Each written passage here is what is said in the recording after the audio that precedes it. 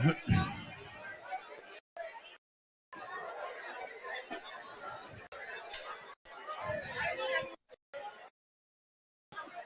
जी।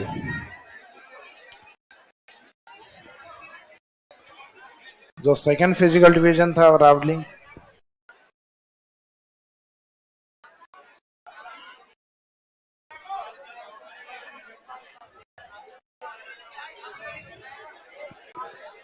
तो अरावली वाले पार्ट में कहाँ तक कंप्लीट हो गया था अपना? अरावली के जनरल स्टडी को कंप्लीट कर लिया था, जिसमें अरावली के कितने पार्ट थे? तीन। एक तो नॉर्थ अरावली, जिसमें सबसे ऊंची चोटी का नाम क्या था? रघुनाथगढ़। फिर था अपना मिडिल अरावली, जिसमें हाईएस्ट पीक टोटगढ़ और तारागढ़। और फिर सदर्न अरावली, साउथ अरावली, जिसमें अरावली की सबसे ऊंची चोटी गुरु शिखर। सदर्न अरावली के दो भाग थे, जिसमें एक सिरोही की और आबू अरावली, एक मेवाड़ अरावली। उसके बाद में अरावली में उसके स्टडी के बाद में उसके जो प्लेट्यू हैं उनको कंप्लीट किया, जिसमें मोस्ट ऑफ जो प्लेट्यूज हैं वो सदर्न अरावली की तरफ थे, अधिकांशतः पठार, जिसमें सबसे ऊंचा पठार ओडिया, राजस्थान का वो पठार जो कि डोम शेप में या बैथोलिथ स्ट्रक्चर में, अब लोग कुंभलगढ़, राजसमंद और उदयपुर के बीच का पठार बोराट, और उदयपुर और मेनली डूंगरपुर। उदयपुर जो वर्तमान में सलूम्बर के रूप में, उसमें जयसमंद के पूर्व का पठार लसाड़िया प्लेट्यू, और अलवर के पठार कौन से? क्रांच का और कांकनवाड़ी प्लेट्यू। और दो हाड़ौती की तरफ थे, चित्तौड़ मेसा और मानदेसरा। प्लेट्यू के बाद में नेक्स्ट पॉइंट था नाल, नाल या पासेज ऑफ रावली। तो माउंटेन्स के बीच में जो नीचे और तंग रास्ते होते हैं, पर्वतों के बीच में जो नीचा रास्ता हो, तंग रास्ता हो, जो पर्वतों के दोनों ओर के स्थानों को कनेक्ट करे, उनको क्या कहा जाता है? नाल। अरावली में सदन में इस प्रकार के नाल अधिक हैं, कौन से जिले में? राजसमंद में। लास्ट में इन नाल को लेके कुछ एक नाल की राजस्थान में लोकेशन आपको बताई थी, जिसमें मुख्यतः उदयपुर और राजसमंद, इस एरिया में ज्यादातर नाल अपन ने इंडिकेट की थी। उदयपुर में जो भाग अलग हुआ है सलूम्बर, उस साइड में एक नाल आती है डेबर के नाल, डेबर नाल, जहां जयसमंद स्थित। जयसमंद झील का दूसरा नाम यह भी है डेबर लेक, क्योंकि वो डेबर नाल में है। तो इसका संबंध है वर्तमान में सलूम्बर,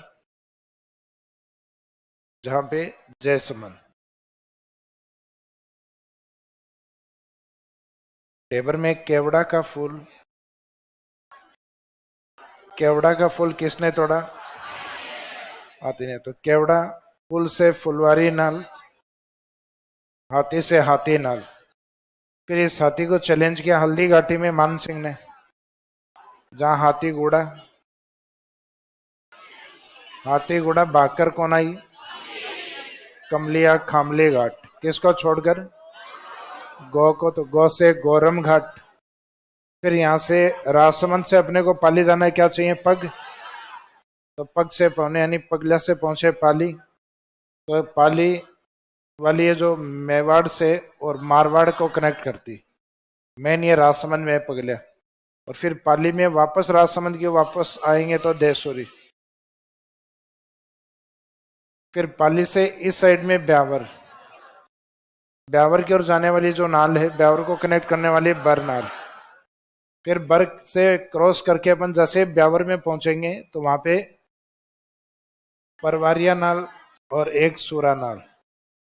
तो ये तीन प्रमुख नाल आपको ब्यावर में बताई थी। बर पहले पाली में था, प्रेजेंट ये ब्यावर में। अब इसमें कुछ इंपॉर्टेंट नाल हैं जिनका डिस्क्रिप्शन अपने को लिखना है डिटेल्स में, जिसको लिखना है, जिसमें एक तो ढेबर नाल, इस साइड में फुलवारी नाल, हाथीगुड़ा नाल, एक पगलिया की नाल, एक देसुरी नाल और एक इसमें बरनाल। तो इन नाल में से ये जो राजसमंद वाली जो नाल लिखी थी, इसमें एक मेंशन और कर देना, ताकि काउंटिंग में आपको भी लगे कि राजसमंद में नाल ज्यादा है। एक सोमेश्वर नाल।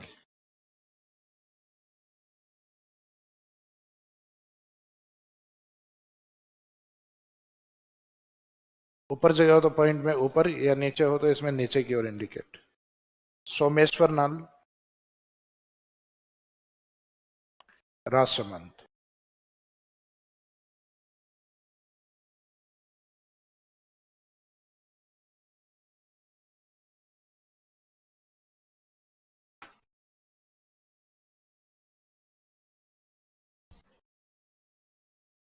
सोमेश्वर नाल, राजसमंद।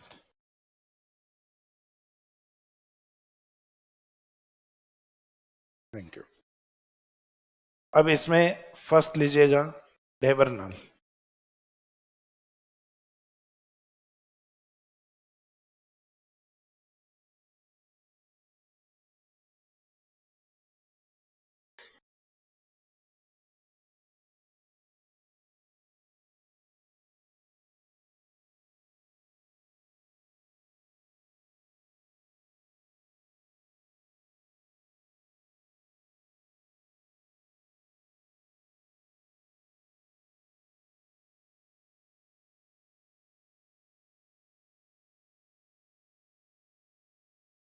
वैसे रावली में जितनी भी नाल हैं ज्यादातर दक्षिणी रावली में ही है। मध्य रावली में सिर्फ ये ब्यावर वाली नाल आएंगी, क्योंकि ब्यावर किसका पार्ट है? अजमेर का।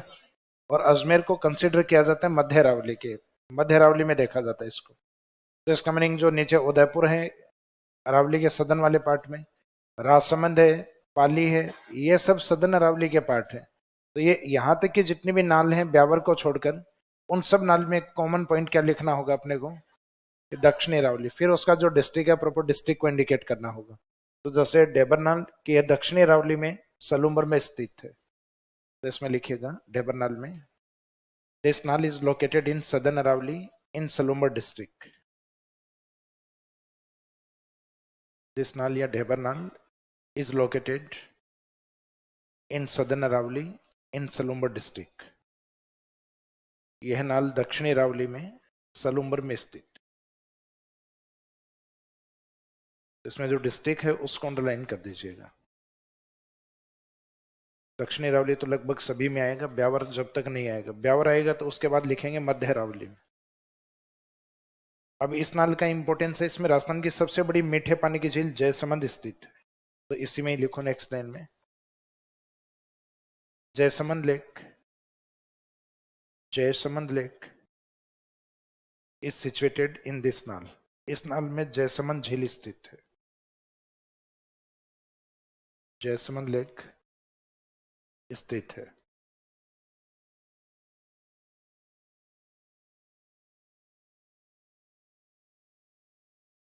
राजस्थान में झीलों में ज्यादातर ये शब्द यूज होता है समंद, समंद या सागर, क्योंकि अपने राजस्थान एक डेजर्ट स्टेट रहे जहाँ पे पानी की कमी रही है। तो यहाँ के जो राजा महाराजाओं ने जिन झीलों को बनाया है उनको लाई के सी पार्ट या लाई के ओशियनिक पार्ट, यानी एक समुद्र या सागर की तरह विशालकाय झीलें बनाई हैं। तो ये संबंध है, ये इंडिकेट करता है समुद्र को। और जैसे झीलों में ज्यादातर सागर भी इसीलिए लगाया गया है क्योंकि लाई के सी पार्ट एक सागर की तरह दिखाई दे। इन झीलों के एक किनारे पे खड़े होते हैं तो दूसरा कई बार काफी दूर तक दिखाई देता है। तो राजस्थान की जितनी भी लेक हैं वो बड़ी बड़ी झीलें हैं। जैसे कि एक तो यूरोप में फिनलैंड, जहाँ छोटी छोटी झीलें बनी हुई, उसका एरिया आपको बताया था ना राजस्थान के लगभग बराबर ही है। लेकिन वहाँ 1,88,000 के आसपास यानी अप्रोक्सीमेट 2 लाख झील है, जिसको विश्व में कहा जाता है ना हजारों झील। तो हजारों झील नहीं, लाखों झील है वहाँ। तो राजस्थान की झीलों में भी ज्यादातर शब्द क्या है, उनके एरिया के अकॉर्डिंग बड़े होने के कारण उसमें संबंध या सागर ये सब ज्यादा लगते हैं। जैसे फतेह सागर, आना सागर, उदय सागर, जय संबंध, बाल संबंध, नंद संबंध, जय संबंध। तो इस प्रकार के बहुत सारी जो झील है उनके उनके एरिया के अकॉर्डिंग ये शब्द यूज होता है। ये आगे झीलों में बताएंगे इनके मीनिंग क्या है। संबंध का मीनिंग लाइक के ओशियनिक पार्ट, सागर की तरह बड़ी झील। राजस्थान की फ्रेश वाटर में सबसे बड़ी झील है। तो जयसमंद झील इस नाल में स्थित है, जो राजस्थान की सबसे बड़ी मीठे पानी की झील, which is the largest fresh water lake of Rajasthan. जो राजस्थान की, इसी लाइन में कंटिन्यूस लिखते रहो सेकंड में, जो राजस्थान की सबसे बड़ी मीठे पानी की झील, which is the largest fresh water lake of Rajasthan.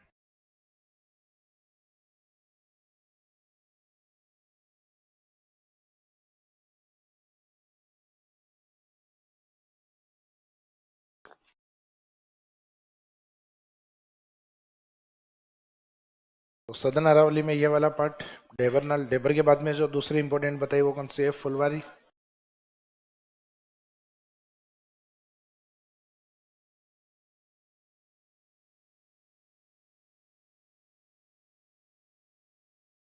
फुलवारी नाल।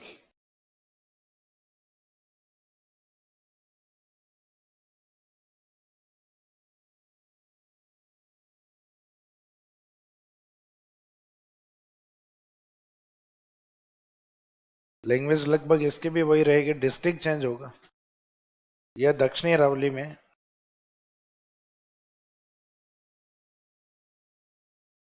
उदयपुर, उदयपुर में एक तहसील आती है कोटड़ा। आगे अपन मिनरल्स में पढ़ेंगे, कोटड़ी भी आएगा, कोटड़ी भीलवाड़ा में आती है। कोटड़ा कहाँ पर आती है? उदयपुर। तो ये जो कोटड़ा वाला उदयपुर का हिस्सा उसमें है ये। तो उदयपुर में इसमें तहसील का नाम भी लिख देना, कोटड़ा। यह दक्षिणी अरावली में उदयपुर में स्थित। उदयपुर के आगे ब्रैकेट में लिख दीजिए कोटड़ा।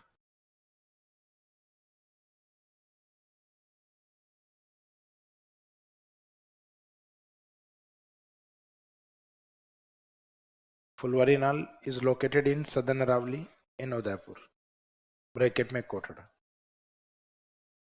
अब ये जो कोटड़ा वाला एरिया फुलवारी नाल, ये काफी बड़ी नाल है, और ये जो पहाड़ी वाला एरिया है पूरा एक अपने आप में रिजर्व एरिया है। एज ए सेंचुरी अभ्यारण्य के तौर पे आरक्षित क्षेत्र है।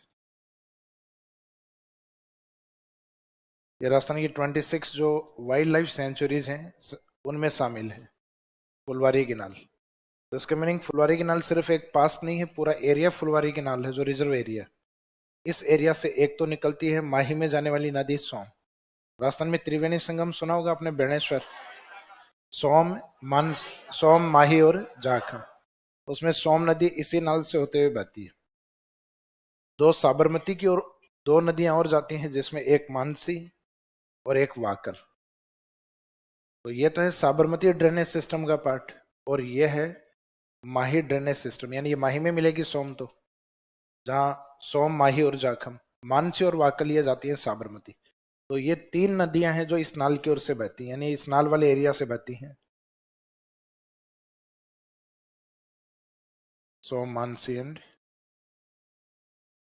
वाकल। तो इसमें लिखे नेक्स्ट, इस नाल की विशेषता क्या है? सोम, मानसी एवं वाकल नदियां इस नाल से बहती हैं। सोम, मानसी एंड वाकल रिवर्स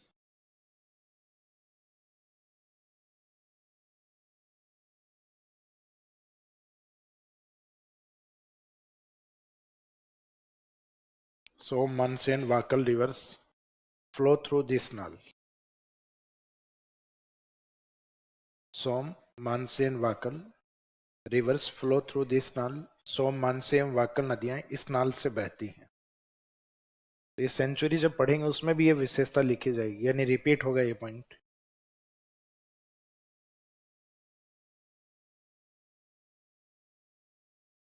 तो इसका मीनिंग गलती से इसको एक नाल को सिर्फ एक गैप नहीं समझा जाए, ये काफी बड़ा एरिया है जिसमें बहुत सारे गैप बने हुए हैं। किसी गैप से एक में सोम निकल गई, एक से मानसी और एक से वाकल। तो इसका मीनिंग पूरा जो रिजर्व एरिया पूरा ही फुलवारी नाल है।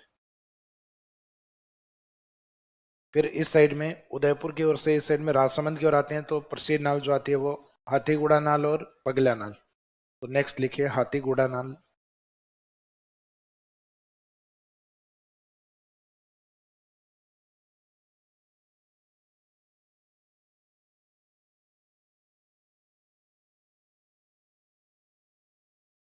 लैंग्वेज इसमें भी लगभग वही रहेगी कि दक्षिणी अरावली में, डिस्ट्रिक्ट चेंज होगा इसका। यह दक्षिणी अरावली में कहाँ पर स्थित है? राजसमंद में स्थित। यह दक्षिणी अरावली में राजसमंद में स्थित।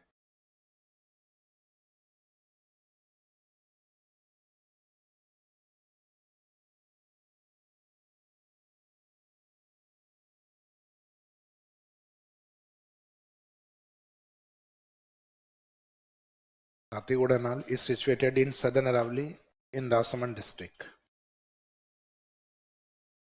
ये उदयपुर वाला जो एरिया है इस उदयपुर के ऊपर ही ये स्थित है राजसमंद वाला पार्ट। पहले राजसमंद उदयपुर का हिस्सा ही था। तो इस साइड में उदयपुर का ये वाला जो भाग था, यहाँ उदयपुर में एक तहसील आती है जिसका नाम है गोगुंदा,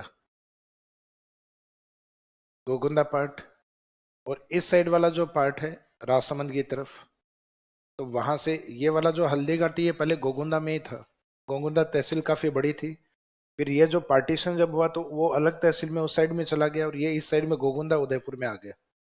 तो आपने हल्दी घाटी बैटल सुना है, शायद पढ़ा होगा आपने। तो उसमें बदायूनी ने, आपको ध्यान हो तो, हल्दी घाटी के युद्ध को गोगुंदा बैटल कहा था। गोगुंदा इसीलिए कहा था क्योंकि ये बड़ी तहसील ये गोगुंदा ही थी। हालांकि तहसील जिले ये तो आज वर्तमान में बोलते हैं, उस समय स्थानीय था। तो इसका मीनिंग इसको गोगुंदा बैटल भी बोला गया है। तो इसको पहले बोला जाता था कि गोगुंदा से, क्योंकि ये उदयपुर ही था इधर, कि गोगुंदा से सिरोही की ओर जाने वाला जो हाईवे है या जो रास्ता है वो इस नाल को क्रॉस करते हुए ही जाता है। तो जनरली पहले हम बोलते थे कि यह गोगुंदा और सिरोही को जोड़ती है। तो अब गोगुंदा तो रह गया उदयपुर में, नाल तो है इस साइड में अब। तो इसका मीनिंग है अब इसमें ये राजसमंद भी बोलना पड़ेगा अपने को, कि राजसमंद गोगुंदा, गोगुंदा एक किसको रिप्रेजेंट करेगा, अब उदयपुर को। तो राजसमंद अपने आप में अलग पार्ट है। तो इसका मीनिंग ये राजसमंद गोगुंदा एवं सिरोही को जोड़ती है। तो इसका मीनिंग जो हाईवे जो जाता है वो इस नाल से होते हुए निकलता है। तो इसमें नेक्स्ट लाइन में लिखिए, यह राजसमंद गोगुंदा एवं सिरोही को जोड़ती है। This nal connects Rajsamand Gogunda and Sirohi. यह नाल राजसमंद गोगुंदा, गोगुंदा के ब्रैकेट में लिखे उदयपुर, एवं सिरोही को जोड़ती है। This nal connects Rajsamand Gogunda and Sirohi.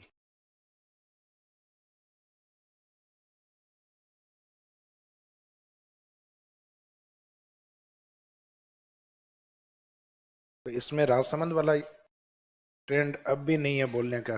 Generally books में अब भी अपने यही लिखा रहता है कि गोगुंदा से सिरोही को जोड़ती है। गोगुंदा सिरोही का मीनिंग तो उदयपुर और सिरोही हो गया, जबकि नाल की लोकेशन कहाँ है।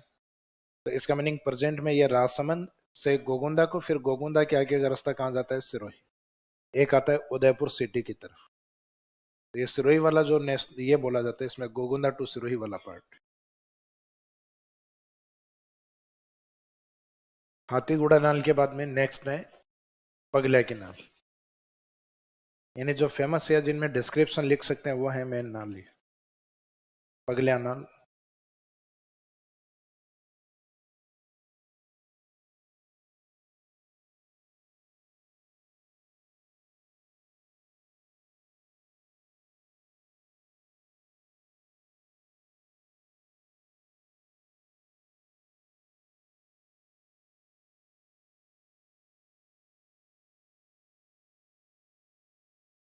पगल्या की नाल इस साइड में अपने एक पॉइंट लिखा था कि राजसमंद, राजसमंद का मीनिंग क्या है, मेवाड़। और दूसरा पॉइंट आपको बताया था कि ये पाली, तो पाली किसको इंडिकेट करता है, मारवाड़। कि राजसमंद मेवाड़ एवं पाली यानी मारवाड़ को जोड़ती है। तो पहले तो लोकेशन लिख दीजिएगा। लोकेशन मेन राजसमंद में है इसकी, यह दक्षिणी रावली में राजसमंद में स्थित, यह दक्षिणी रावली में राजसमंद में स्थित।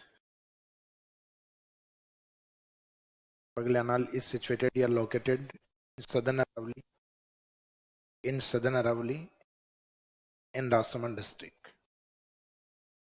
यह दक्षिणी रावली में राजसमंद में स्थित, जो मेवाड़, मेवाड़ के ब्रैकेट में राजसमंद लिखना, एवं मारवाड़, मारवाड़ के ब्रैकेट में पाली को जोड़ती है। Which connects from Mewar to Marwar, which connects from Mewar bracket में राजसमंद एंड मारवाड़ ब्रैकेट में पाली। तो ये मेवाड़ मारवाड़ वाले रेफरेंस में आंसर यही लेते हैं। इसमें जो भी लिखा ना मेवाड़ मारवाड़, इसको अपोस्ट्रोफ कर दीजिए अंडरलाइन, ये क्वेश्चन के रूप में आता है।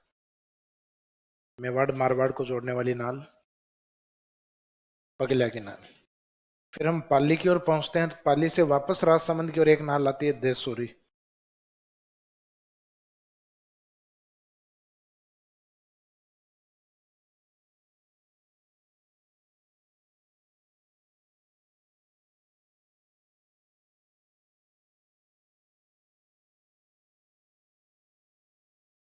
तो देसुरी में लिखिए यह दक्षिणी रावली में पाली में स्थित है।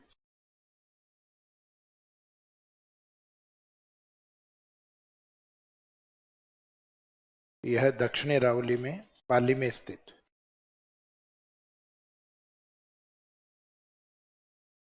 This nal is located in southern Aravalli in Pali district. यह दक्षिणी रावली में पाली में स्थित, जो पाली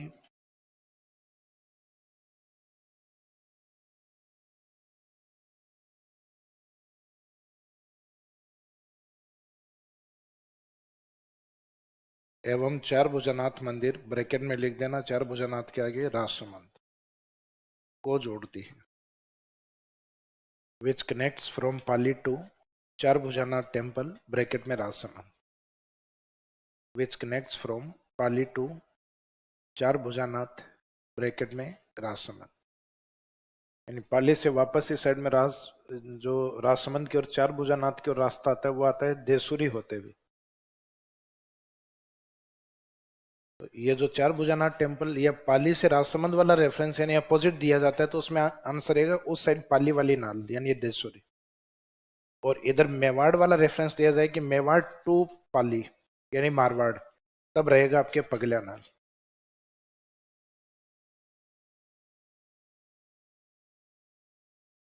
फिर नेक्स्ट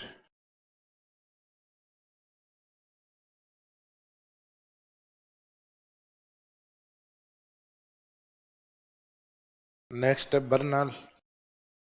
कल आपको बताया था कि एक ट्रायंगल पॉइंट पर है ये, इस साइड में जो रास्ता जाता है ये जाता है ब्यावर अजमेर की ओर। ब्यावर और ब्यावर को क्रॉस करने के बाद ये कहाँ जाएगा आगे, अजमेर।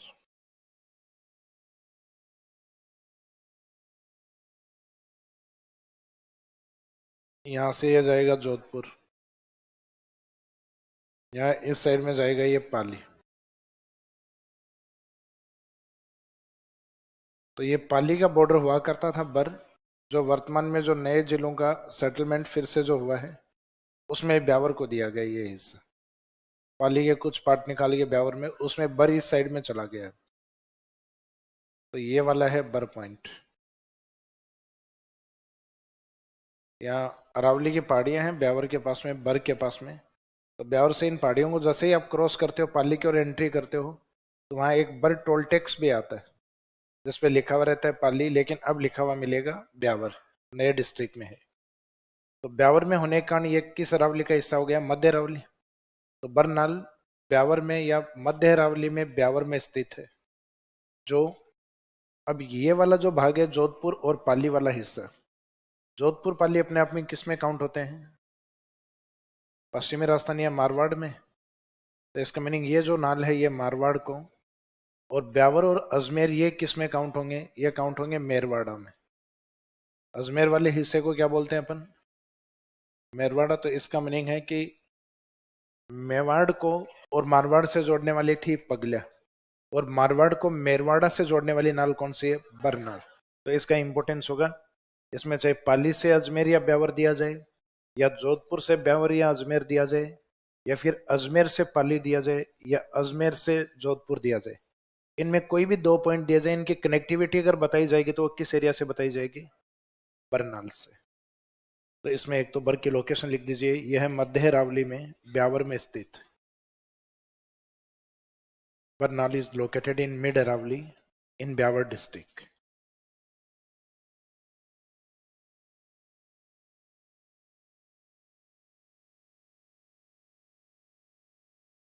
यह है मध्य अरावली में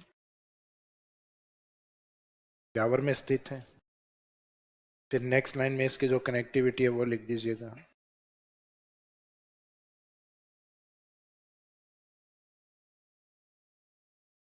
यह है मारवाड़, ब्रैकेट में मारवाड़ के आगे क्या लिखोगे, जोधपुर ओब्लिक पाली।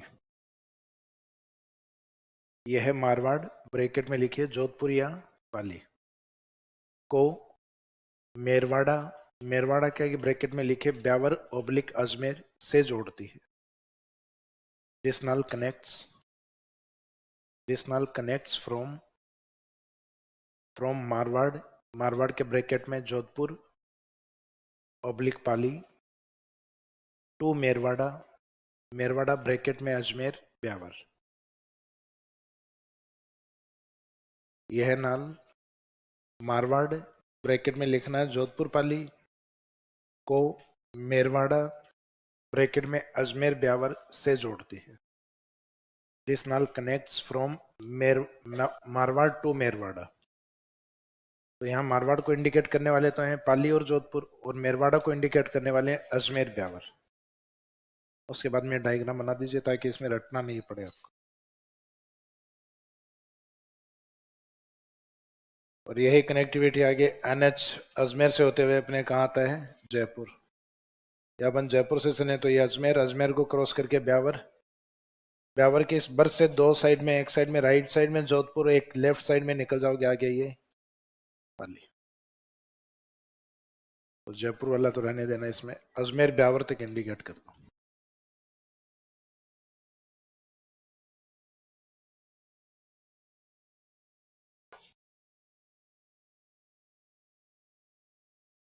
और जोधपुर पाली दोनों को इंडिकेट कर देना कि ये मारवाड़ है, और इधर जो ब्यावर अजमेर ये मेरवाड़ है।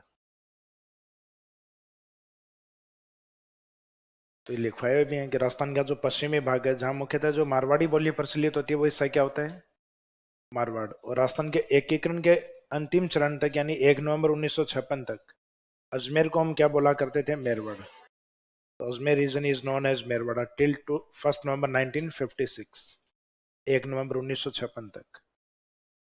उसके बाद से ये शब्द हट गया है मेरवाड़ा, सिर्फ क्या बचा है, अजमेर। लेकिन अब अजमेर 3 भागों में डिसमेंटल, अजमेर, ब्यावर और केकड़ी।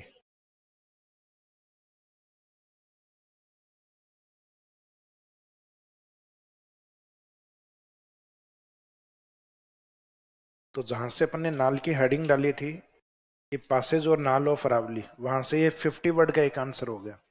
जहां एग्जाम में कोई भी अपने को 4 या 5 नाल के बारे में लिख के आना है विद नाल डेफिनेशन के साथ, नाल की परिभाषा लिखनी है और उसके बाद में कोई भी 4 या 5 नाल लिख के आने। तो पासेज ऑफ अरावली या नाल, और उसके आगे ब्रैकेट में लिख देना 50 वर्ड्स, 50 शब्द, जहां हेडिंग डाला था वहां पे। तो ऐसा एक क्वेश्चन मैंने पहले भी बताया था प्लेट्यू के ऊपर, कि एक पठार के ऊपर लिखवाया जा सकता है अलग से और एक इसके ऊपर।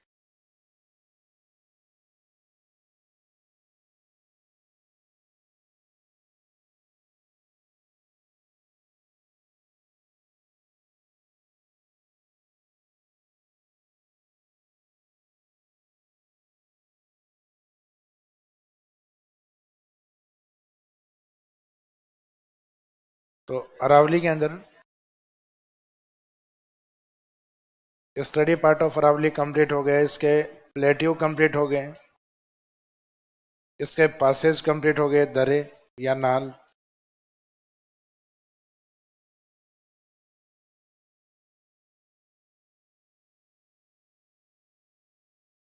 अगला हेडिंग डालिएगा रॉक्स ऑफ अरावली, अरावली की चट्टानें।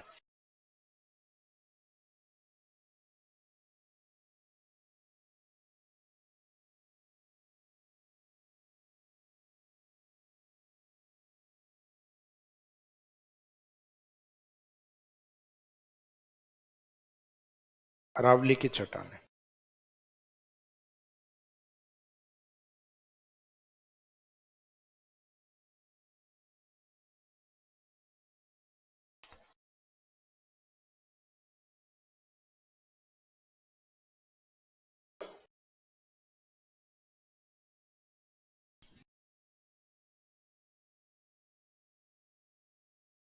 तो रॉक्स ऑफ अरावली वाले पार्ट में अरावली की चट्टानों में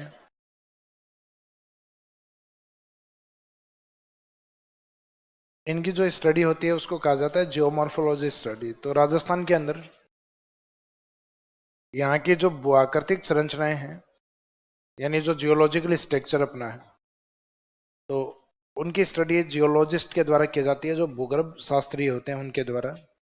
तो एक यूरोपियन है भूगर्भ शास्त्री जिनका नाम है H.M. हेरोन।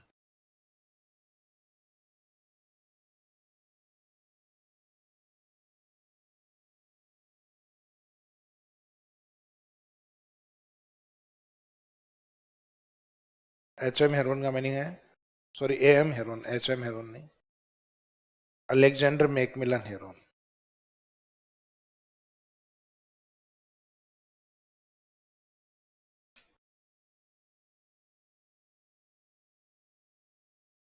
हालांकि पूरा नाम नहीं आता, अपने अपने शॉर्ट में लिखा रहता है, बुक में एग्जाम में भी यही पूछते हैं कि राजस्थान की भूआकृतिक संरचना एवं अरावली की चट्टानों का अध्ययन।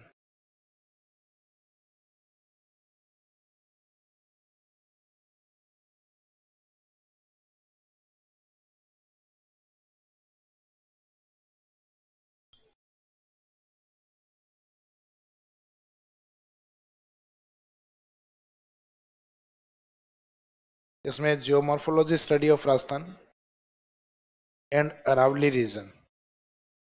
अरावली का स्पेसिफिक अपने अलग से इसलिए लिख रहे हैं क्योंकि जियोमॉर्फोलॉजी स्टडी ऑफ राजस्थान लिख दिया तो उसमें अरावली शामिल है ऑलरेडी। फिर राजस्थान का अगर पूरा जियोमॉर्फोलॉजी स्टडी है तो राजस्थान का ही तो पार्ट है अरावली, लेकिन अरावली अलग से रेफरेंस इसलिए लिख रहे हैं क्योंकि स्पेसिफिक अपना अरावली के लिए लिख रहे हैं अभी। और ये इंडिविजुअल क्वेश्चन भी पूछा जाता है कि राजस्थान में अरावली की जो चट्टानें हैं या भूआकृतिक संरचना, उसका अध्ययन किस व्यक्ति के द्वारा किया है। तो ये ब्रिटिश जियोलॉजिस्ट हैं AM हेरोन, इनके द्वारा किया गया। तो एक तो अपने को ये रेफरेंस देना कि ये स्टडी किसके द्वारा हुई है। तो geomorphology study of Rajasthan and Aravalli region was done by AM Heron. फिर AM हेरोन ने अरावली की जो चट्टानें हैं उनके लिए कुछ स्पेसिफिक वर्ड यूज किए थे। जैसे आप एक अच्छे जियोलॉजिस्ट हो और आप किसी एरिया का स्टडी कर रहे हो और आप उन चट्टानों को नाम देते हो, तो आप अपने अकॉर्डिंग या स्टडी के अकॉर्डिंग नाम दे सकते हो। तो AM हेरोन जब यहाँ स्टडी कर रहे थे तो अरावली को इन्होंने देखा कि गुजरात से और दिल्ली तक फैली हुई है, खेड़ ब्रह्मा से लेके और रायसीना तक, ये दिल्ली वाला पार्ट।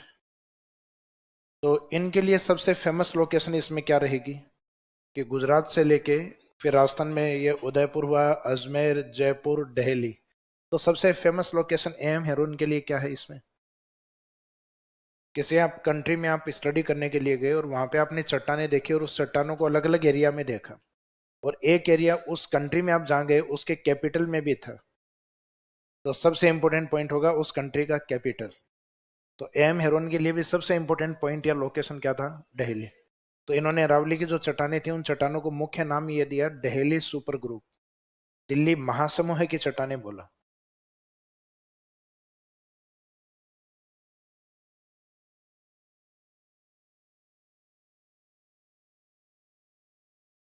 कि अरावली का जो निर्माण है वो दिल्ली या दिल्ली महासमूह की चट्टानों से हुआ है।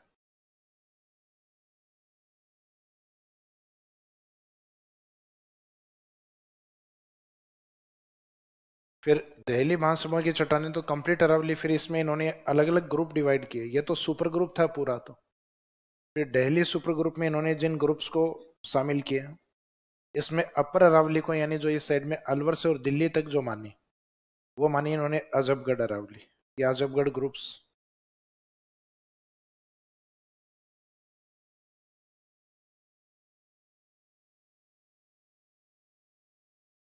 अजबगढ़ समूह की चट्टानें या अजबगढ़ ग्रुप। अजबगढ़ ग्रुप के बाद में अलवर से और इस साइड में जो अजमेर तक इन्होंने मानी, अलवर से इसको कहा अलवर ग्रुप। लोकेशन को टारगेट करके नाम दे रहे हैं, यहाँ दिल्ली को टारगेट करके दिल्ली सुपर ग्रुप पूरी को। फिर उसमें 3 पार्ट, जैसे अजबगढ़ और दिल्ली के बीच की चट्टानें हैं जो मुख्यतः अजबगढ़ के आसपास जो चट्टानी स्ट्रक्चर होता है उस प्रकार की चट्टानें हैं ज्यादातर एरिया में, तो इन्होंने अजबगढ़ ग्रुप।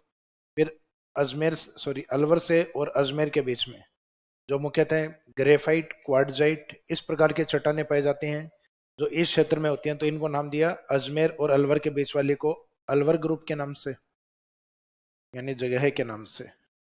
फिर बाद में अजमेर से आप नीचे की ओर आओगे इस साइड में सिरोही की ओर या गुजरात की तरफ, तो इस साइड में जो चट्टानें होती हैं उसमें होती है रायोलाइट चट्टानें और मुख्यतः ग्रेनाइट चट्टानें। तो ग्रेनाइट का तो डिपोजिशन इस साइड में अजमेर से नीचे की ओर अजमेर, पाली, सिरोही, जालोर और बाड़मेर तक फैली हुई इस प्रकार की चट्टानें। तो इसमें जालोर की ओर डिपोजिशन काफी अधिक है ग्रेनाइट का। हालांकि आजकल भंडारण अजमेर के आसपास भी खूब मिले हैं ग्रेनाइट। तो जो नीचे वाला भाग है इसमें ग्रेनाइट और रायोलाइट, तो इनको स्टडी में रायोलाइट अधिक मिला था, इस कारण इन्होंने सदन वाली अरावली में बताई राइलो ग्रुप। और बाकी इस साइड में ग्रेनाइट भी है। राजस्थान के अंदर हम आगे मिनरल्स पढ़ेंगे तो जालोर को बोला जाता है granite city of Rajasthan, Rajasthan की ग्रेनाइट नगरी। तो सदन वाला जो पार्ट है वो इन्होंने माना राइलो ग्रुप।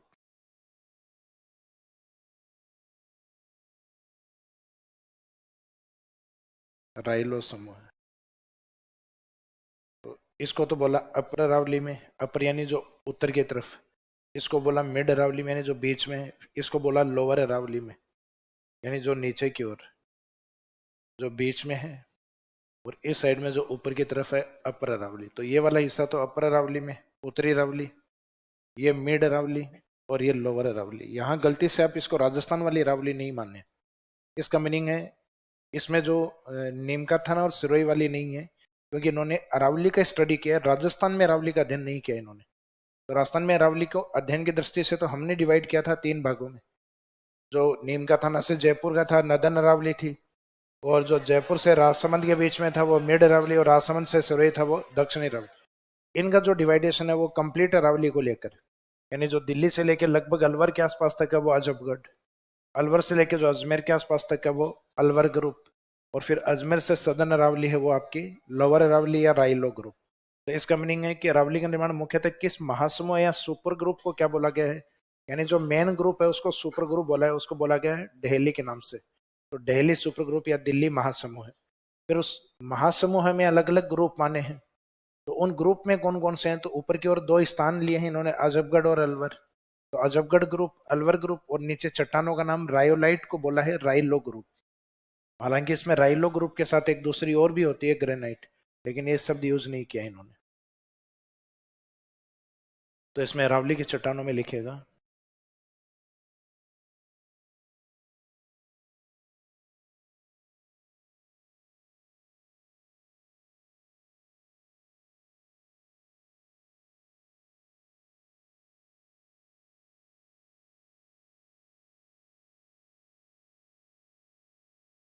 राजस्थान एवं अरावली की भूआकृतिक संरचना का अध्ययन, राजस्थान एवं अरावली की भूआकृतिक संरचना का अध्ययन एम हेरोन के द्वारा किया गया। Geomorphology study of Rajasthan and Aravalli, geomorphology study of Rajasthan and Aravalli was done by A.M. Heron। Rajasthan एवं अरावली की भूआकृतिक संरचना का अध्ययन एम हेरोन के द्वारा किया गया। तो एक तो ये जो जियोलॉजिस्ट है इनका नाम अंडरलाइन कर दीजिए, एम हेरोन।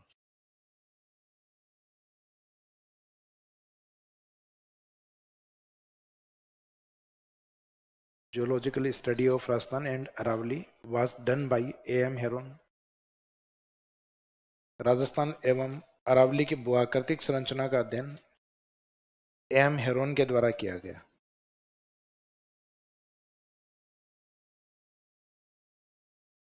एम हेरोन के द्वारा किया गया। तो व्यक्ति का जो नाम है वो अंडरलाइन कर दीजिए। फिर नेक्स्ट लाइन में लिखेगा, अब स्टडी के बाद इन्होंने क्या डिसाइड किया, तो अकॉर्डिंग टू एम हेरोन के अनुसार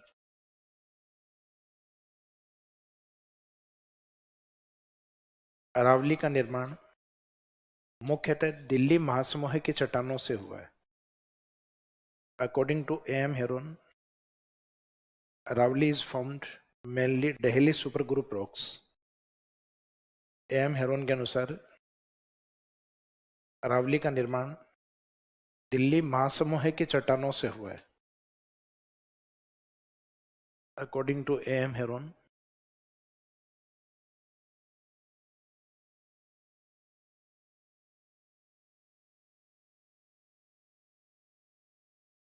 Aravalli is found mainly Delhi super group rocks. यानी जो मुख्य महासमूह माना है वो यही माना है इन्होंने। अगर सुपर ग्रुप के बारे में पूछा जाए तो आंसर ये रहेगा, अरावली का निर्माण दिल्ली महासमूह के चट्टानों से हुआ है, जिसमें शामिल प्रमुख चट्टानी समूह है, जिसमें शामिल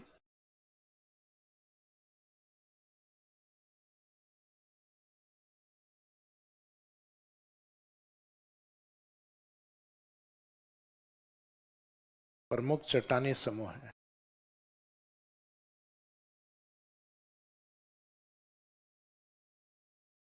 इन which includes main rocks group,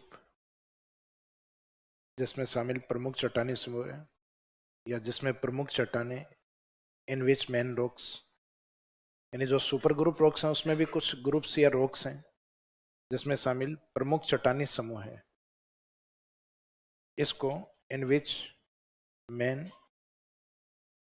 rocks group और आगे डैश करके 3 पार्ट्स में डिवाइड कर दीजिएगा, जिसमें प्रमुख चट्टानी समूह है। तो ये सिर्फ मेन रॉक्स ग्रुप है, जबकि ऊपर वाला ग्रुप नहीं होकर सुपर ग्रुप बोला गया, मेन चट्टान बोली गई। तो जो मेन है वो तो सुपर ग्रुप है, वो तो है डेली, पूरे को सुपर ग्रुप बोला है। और इस सुपर ग्रुप को कितने डिवीजन में डिवाइड किया इन्होंने? 3, जिसमें शामिल प्रमुख चट्टानी समूह है। In which main rocks group, तो अलग अलग जो रॉक्स ग्रुप हैं उसमें एक तो अजबगढ़ ग्रुप, जिसमें लिख दो उत्तरी रावली, उत्तरी रावली, या इसको ऊपरी रावली भी कह सकते हो। ऊपरी रावली ना जो ऊपर की तरफ, अपर रावली, अपर यूज कर लो, चाहे नदन रावली, यानी जो दिल्ली से अलवर के आसपास तक है वो। अजबगढ़ वहीं आता है, अजबगढ़ भानगढ़, भानगढ़ फेमस है बहुत, Bhangarh. Next Alwar group, Alwar group में लिख दो मध्य रावली, मिड रावली,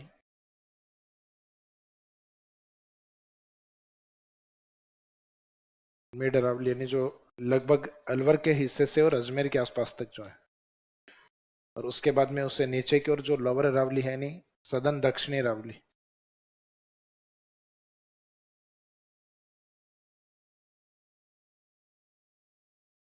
इसका मीनिंग रावली को इस तरीके से हम माने लॉन्गिट्यूडनल की तरह से, तो ये ऊपर वाली रावली, ये नीचे लोअर रावली, और ये बीच में मिड रावली, लोअर या सदर्न रावली।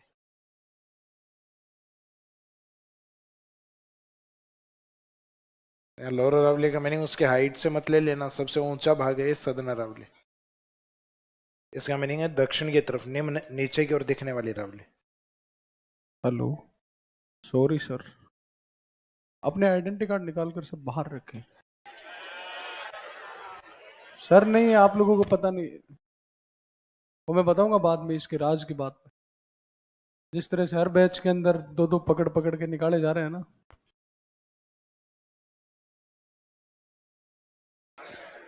या तो आप डिसिप्लिन में हो जाओगे या हम जबरदस्ती डिसिप्लिन में ले आएंगे आप लोगों को। कोई स्टूडेंट बात नहीं करेगा, क्लास आपकी एचटी चलती रहेगी, चुपचाप बस आप अपना काम करो, हम हमारा काम करेंगे, सर अपना काम कर रहे हैं, तीनों अपने अपने काम करेंगे बस, ठीक है सर? डिस्टर्ब नहीं करेंगे हम बिल्कुल भी। क्या चाहिए? हाँ, और जिसको जो कह दिया ना कि भाई क्लास से, तो क्लास से बाहर आके बात करनी है, क्लास के अंदर किसी प्रकार की कोई जिद, कोई बहस, कुछ कोई बात नहीं होगी, बाहर आके बात करनी।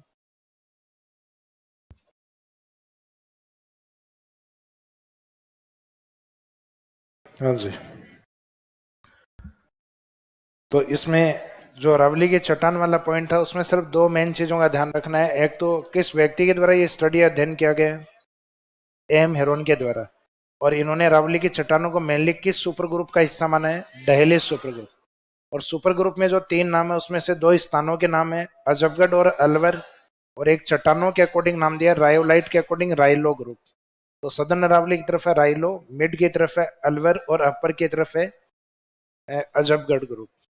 तो तीनों ग्रुपों को मिलाकर और एक सुपर ग्रुप को नाम दिया गया दहलीज सुपर ग्रुप। आगे हम एक पॉइंट पढ़ेंगे, इंपोर्टेंस ऑफ अरावली, अरावली का महत्व। तो इंपोर्टेंस ऑफ अरावली के अंदर राजस्थान में जो मोस्टली मिनरल्स हैं या जो मेटालिक मिनरल्स हैं, जैसे एनर्जी मिनरल्स हमारे डेजर्ट में ज्यादा होते हैं, ऊर्जा खनिज। बाकी नंबर ऑफ मिनरल्स की बात की जाए या मेटालिक मिनरल्स की बात की जाए तो वो अरावली में अधिक होते हैं। मेटालिक मिनरल्स हैं वो इंडिया में मुख्यतः पाए जाते हैं कर्नाटक के अंदर, एक जगह आता है धारवाड़, डिस्ट्रिक्ट है वैसे ही, उस धारवाड़ की ओर मेटल्स अधिक मिलते हैं। तो धारवाड़ डिस्ट्रिक्ट में मेटल अधिक मिलते हैं, और उसकी तरह जहाँ पे भी मेटल अधिक मिलते हैं तो उनको कह दिया जाता है कि धारवाड़ रॉक से बने हैं। तो धारवाड़ अपने आप में एक लोकेशन है। और यहाँ पे मिलने वाली जो रॉक्स हैं वो है इग्निस रॉक्स, आग्नेय चट्टान। और जो इग्निस रॉक्स होती हैं उन्हीं में मेटल अधिक होते हैं, धातु अधिक होते हैं। तो इस कारण अपन ये रेफरेंस देते हैं कि इग्निस रॉक्स का एग्जाम्पल है धारवाड़ का एरिया। और जैसे धारवाड़ में मेटल मिले वैसे कहीं पे भी मेटल मिलेंगे तो हम कहेंगे कि धारवाड़ जैसी चट्टानों से बना हुआ है। तो जब हम अरावली के इंपोर्टेंस में लिखते हैं कि most of metallic minerals are found in Aravalli region in Rajasthan state, Rajasthan में धात्विक खनिज मुख्यतः कहाँ पाए जाते हैं? अरावली में पाए जाते हैं। Because Aravalli is formed by Dharwar rocks, क्योंकि अरावली का निर्माण धारवाड़ चट्टानों से हुआ है। तो ये हमने रेफरेंस क्यों दिया? क्योंकि धारवाड़ में भी मेटल मिलते हैं। अब अपने माइंड में जब अपन ये धातु वाला पॉइंट पढ़ते हैं तब हम ये रेफरेंस धारवाड़ से तुलना हम करते हैं इसकी। अब ऑप्शन में दिया गया आपको अजबगढ़ ग्रुप, अजबगढ़ समूह है,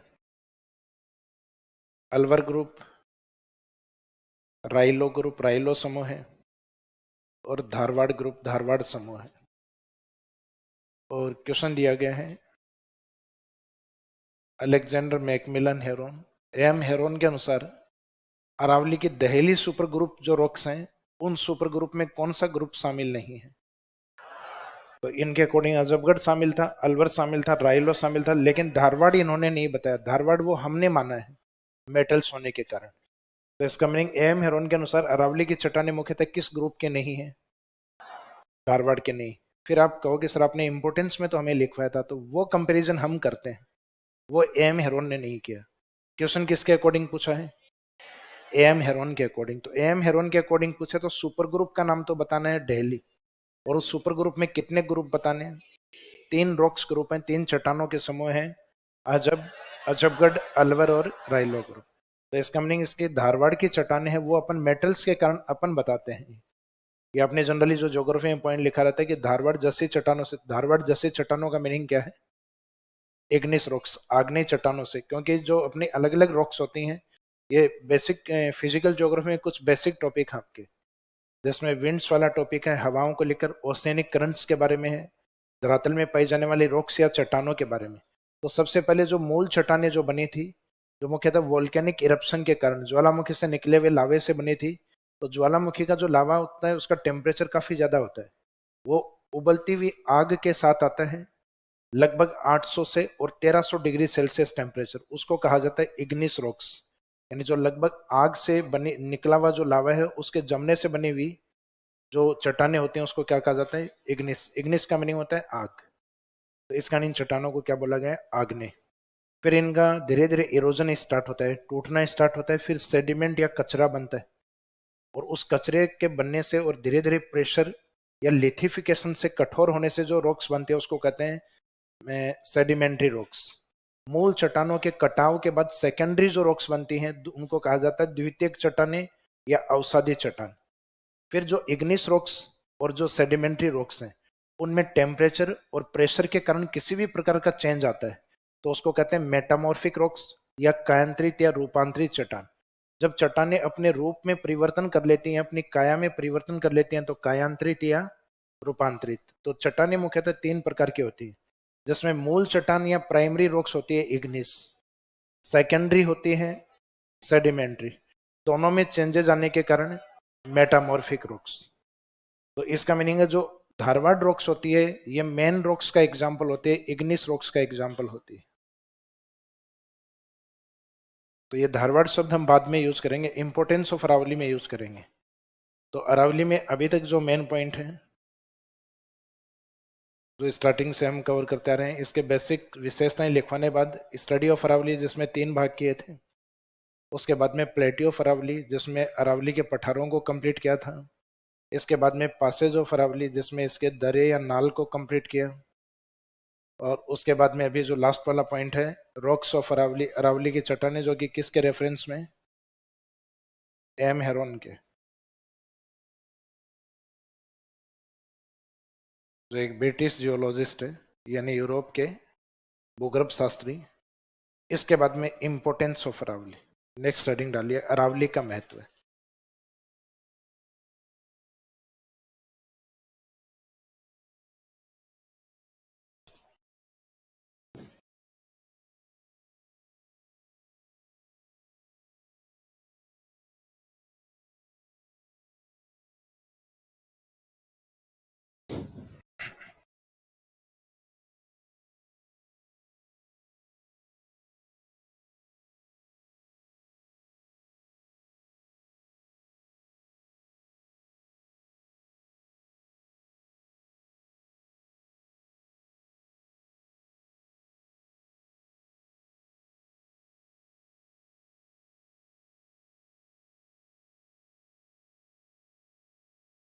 उसमें लिखिएगा नेक्स्ट इंपॉर्टेंस ऑफ अरावली।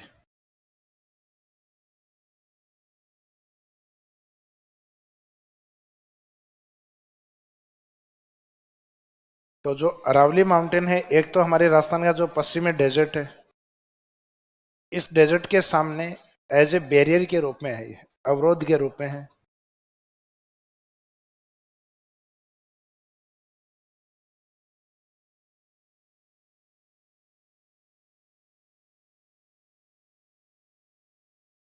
मरुस्थलीकरण या डेजर्टिफिकेशन कहा जाता है कि मरुस्थल जब आगे की ओर बढ़ता है तो इसको मरुस्थलीकरण बोलते हैं अपन, डेजर्टिफिकेशन।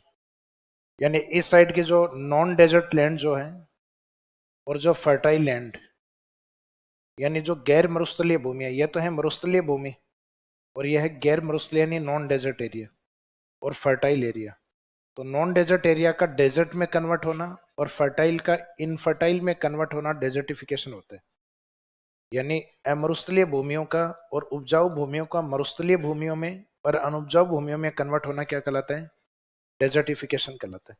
तो इस डेजर्टिफिकेशन को राजस्थान में अरावली रोकती है। तो इसका मीनिंग, इसका एक तो इंपोर्टेंस मरुस्थलीकरण को रोकने में है। तो फर्स्ट पॉइंट यह महत्व इसमें लिखे मरुस्थलीकरण, और उसके आगे लिख दीजिएगा Aravalli prevents desertification. First point है डेजर्टिफिकेशन को लेके, तो हेडिंग डेजर्टिफिकेशन और अंडरलाइन करके लिखिएगा अरावली प्रिवेंट्स डेजर्टिफिकेशन। अरावली मरुस्थलीकरण को रोकती है। तो इंपोर्टेंस या महत्व में मरुस्थलीकरण को लेकर क्या इंपोर्टेंस है? रोकने में। फर्स्ट पॉइंट मरुस्थलीकरण डेजर्टिफिकेशन। मरुस्थलीकरण में लिखो अरावली मरुस्थलीकरण को रोकती है। Aravalli prevents desertification. Aravalli prevents desertification, Aravalli मरुस्थलीकरण को रोकती है। एक तो जनरल स्टेटमेंट है कि अरावली प्रिवेंट्स डेजर्टिफिकेशन, अरावली मरुस्थलीकरण को रोकती है। एक स्टेटमेंट दिया जाए कि अरावली मरुस्थलीकरण को पूर्णतः रोकती है। पूर्णतः रोकने का मीनिंग है कि डस्ट का और सॉइल का एक पार्टिकल्स भी आगे नहीं जाने देगी। तो इसका मीनिंग है अरावली है लोहे की दीवार नहीं है और ऊपर सौरमंडल आयन मंडल तक नहीं फैली हुई। अरावली, अभी थोड़ी देर पहले आपको बताया था कि अरावली माउंटेन में पासेज या गैप पाए जाते हैं। तो इसका मीनिंग है कि डेजर्टिफिकेशन धीरे धीरे राजस्थान में अरावली के ईस्ट में भी हो रहा है, लेकिन वो बहुत कम है क्योंकि अरावली ने काफी बचाव कर रखा है राजस्थान में।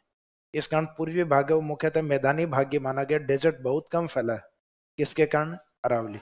तो एक जनरल सा पॉइंट लिखा जाए कि अरावली मरुस्थलीकरण को रोकती है तब ठीक है। अरावली मरुस्थलीकरण को कंप्लीटली या पूर्णतः रोकती है तो स्टेटमेंट गलत है। जैसे हम लिखेंगे कि अरावली वाला जो एरिया होता है माउंटेन्स वाला, वहां वेजिटेशन या वन अधिक पाए जाते हैं। आपको ध्यान हो तो फिजिकल डिवीजन के नीचे मैंने कुछ सोइल लिखवाई थी, अरावली में लिखवाई थी मैंने फॉरेस्ट सोइल, वन या मिट्टी, क्योंकि यहाँ फॉरेस्ट अधिक होते हैं।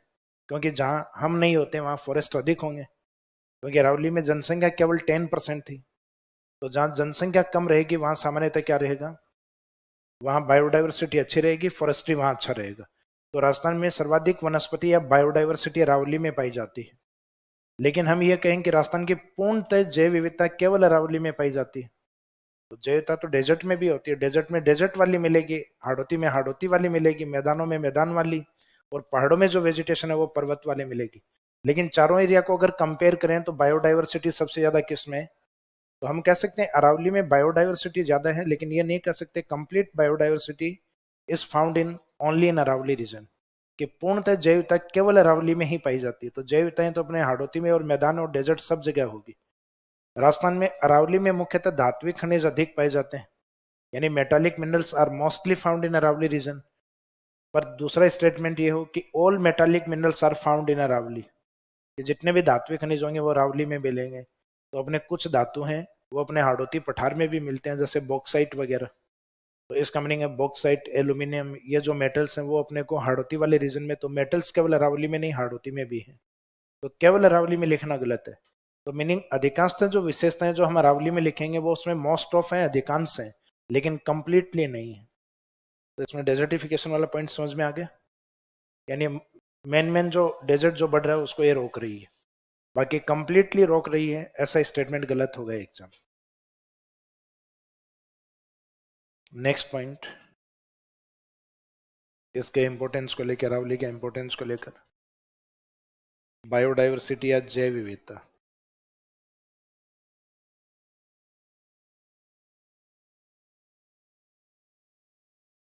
बायोडाइवर्सिटी वाले में लिखिएगा, राजस्थान में सर्वाधिक जैव विविधता अरावली में पाई जाती है।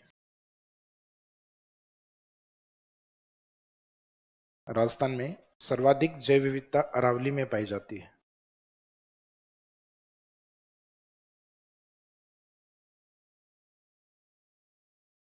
Mostly biodiversity is found in Aravalli region in Rajasthan state. Rajasthan में सर्वाधिक जैव विविधता अरावली में पाई जाती है। Mostly biodiversity is found in Aravalli region in Rajasthan state. Rajasthan में सर्वाधिक जैव विविधता अरावली में पाई जाती है। ऐसा एक पॉइंट हमने डेजर्ट में भी लिखा था, और वहां मैंने बताया था कि हमेशा मरुस्थलीय क्षेत्रों में बायोडाइवर्सिटी कम होती है, लेकिन हमारा जो डेजर्ट है उसमें विश्व के अदर जो डेजर्ट है उसकी तुलना में जैवता अधिक है। तो अपन ने मरुस्थल में जैवता ज्यादा नहीं बताई थी, अपन ने वर्ल्ड के जो अदर डेजर्ट्स हैं उनसे कंपैरिजन करके बताया था, यानी डेजर्ट एरिया में बायोडाइवर्सिटी अधिक है विश्व के अन्य मरुस्थलों की तुलना में than other deserts of the world. ये पॉइंट उसमें लास्ट में मेंशन किया था अपन ने। तो कहीं आपको ये ध्यान आ रहा हो कि सर मरुस्थल में भी तो आपने ज्यादा बताई थी, तो वहां राजस्थान के फिजिकल डिवीजन में क्या कोडिंग ज्यादा नहीं है, अदर डेजर्ट्स के कंपेरिजन में ज्यादा है। तो जैवता अधिक पाई जाती है क्योंकि यहाँ वनस्पति अधिक होती है, क्योंकि यहाँ वनस्पति अधिक होती है, वनस्पति अधिक पाई जाती है। Because maximum vegetation is found in Aravalli या इन दिस रीजन, क्योंकि यहाँ वनस्पति अधिक होती है या पाई जाती है। Because maximum vegetation is found here.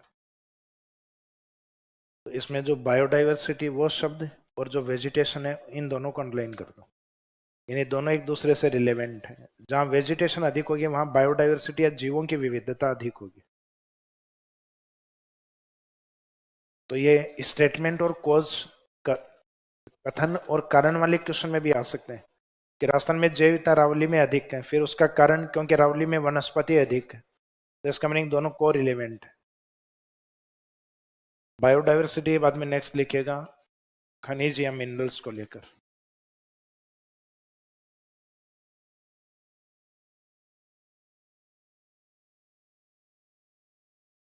Minerals में लिखेगा राजस्थान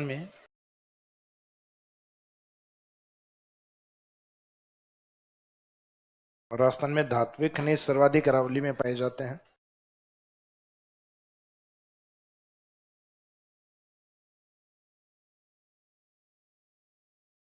राजस्थान में धात्विक खनिज सर्वाधिक अरावली में पाए जाते हैं। Metallic minerals are mostly found in Aravalli region in Rajasthan state या in Rajasthan. Metallic minerals are mostly found in Aravalli region in Rajasthan. Rajasthan में सर्वाधिक धात्विक खनिज अरावली में पाए जाते हैं, क्योंकि अरावली का निर्माण धारवाड़ चट्टानों से हुआ है।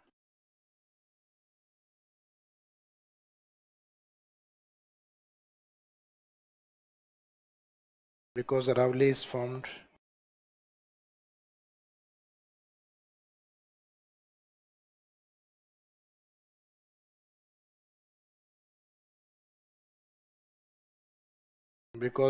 formed by धारवाड़ रॉक्स, क्योंकि अरावली का निर्माण धारवाड़ चट्टानों से हुआ है।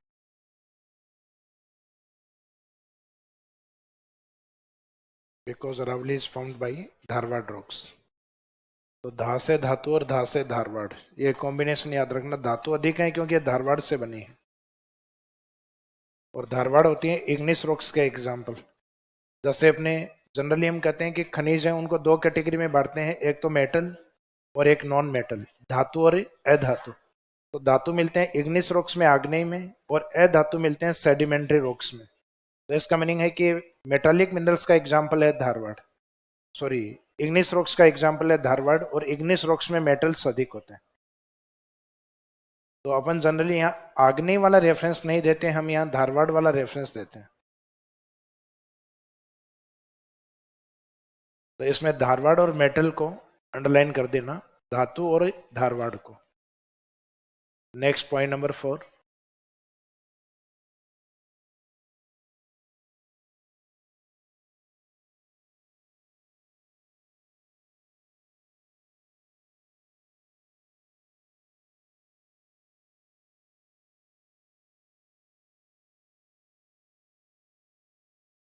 नेक्स्ट लिखो रिवर्स या ड्रेनेज सिस्टम, नदियां या अपवाह तंत्र। रिवर्स और ड्रेनेज सिस्टम, नदियां और अपवाह तंत्र।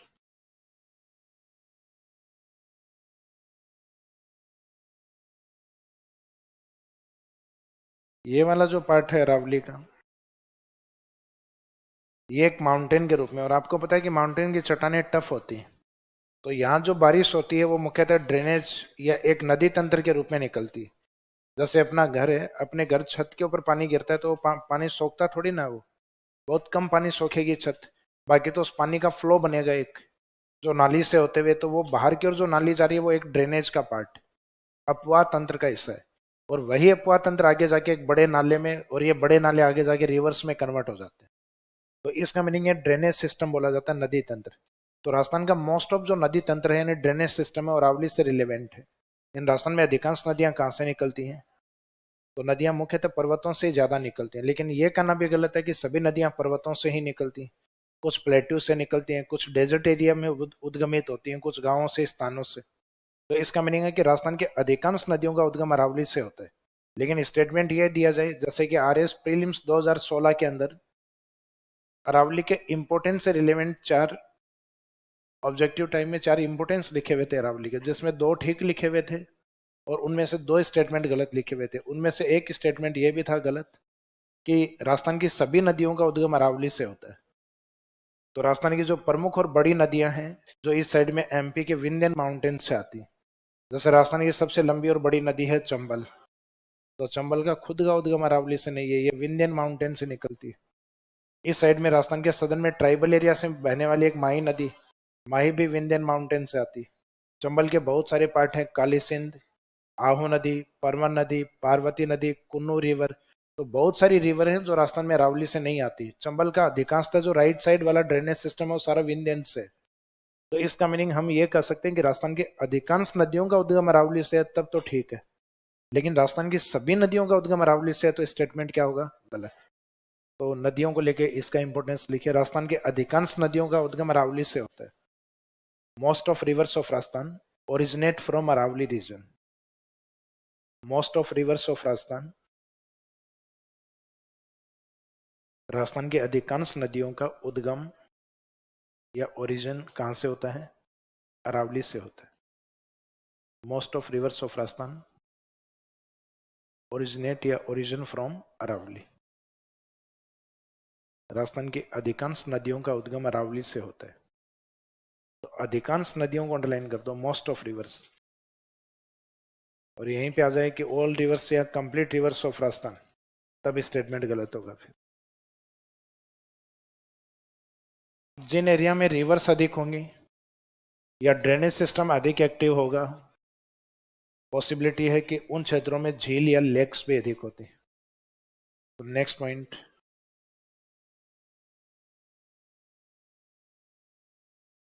अरावली के इंपोर्टेंस में अगला पॉइंट लिखिए, झीलें या लेक्स। राजस्थान में अरावली सबसे ज्यादा किस एरिया में है? सदन में। अरावली के 3 भाग हैं, उत्तरी अरावली, मध्य अरावली। तो मध्य तो मुख्यतः अजमेर के आसपास ही है।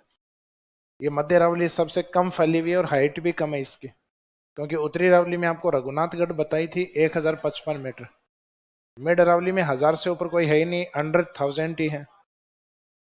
टोडगढ़ 934, तारागढ़ है 873, मीनिंग है कि 1000 से कम है यहाँ। नीचे वाली है 1500 को भी क्रॉस कर रही है, 1722। मीनिंग है कि अरावली जो मिड वाला हिस्सा है वो सबसे छोटा हिस्सा और कम हाइट वाला भी, क्योंकि नदन अरावली है वो जयपुर में, सीकर में, झुंझुनू में, दौसा में, अलवर में, कई जिलों में है। मध्य अरावली मेन अजमेर में ही है। हालांकि अभी इसके पार्ट कुछ अलग हुए, इसका अलग जिलों में काउंट होगी अब, अजमेर, केकड़ी और ब्यावर। बाकी पहले पार्ट एक ही थे अजमेर। तो मध्य अरावली कम जिलों में और हाइट भी कम है। सदर्न अरावली की हाइट भी ज्यादा है और इसमें सबसे बड़ा एरिया जो फैला हुआ है वो इसके उदयपुर में है।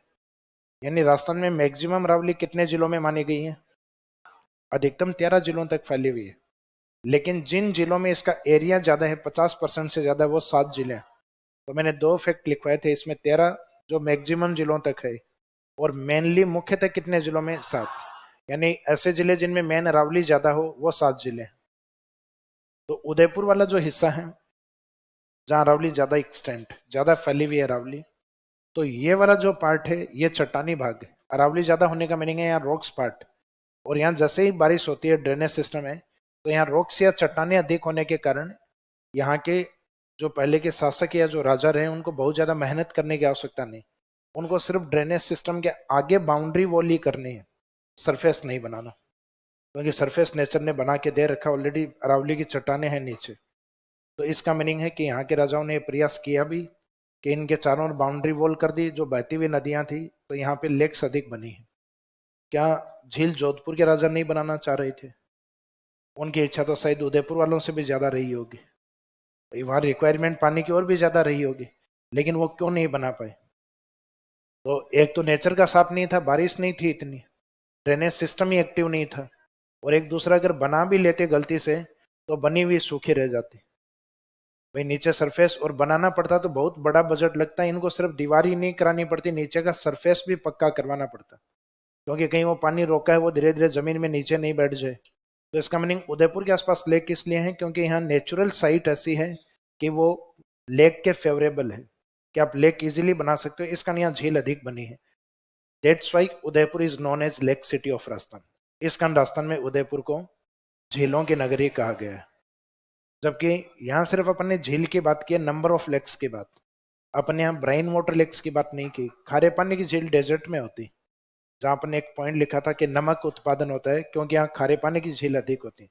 तो ब्राइन वाटर वाला स्टेटमेंट दिया जाए कि खारे पानी की झील अरावली में पाई जाती है, तो स्टेटमेंट गलत है। खारे पानी की झील मुख्यतः मरुस्थल में पाई जाती है क्योंकि वो टेथी सागर का पार्ट। और यहाँ अरावली में जो झील है वो मोस्टली कौन सी होंगी? मोस्टली क्या, कंप्लीटली अरावली के अंदर जो लेक हो सारी मीठे पानी की, अरावली के पश्चिम में खारे पानी की, डेजर्ट में खारे पानी की होती।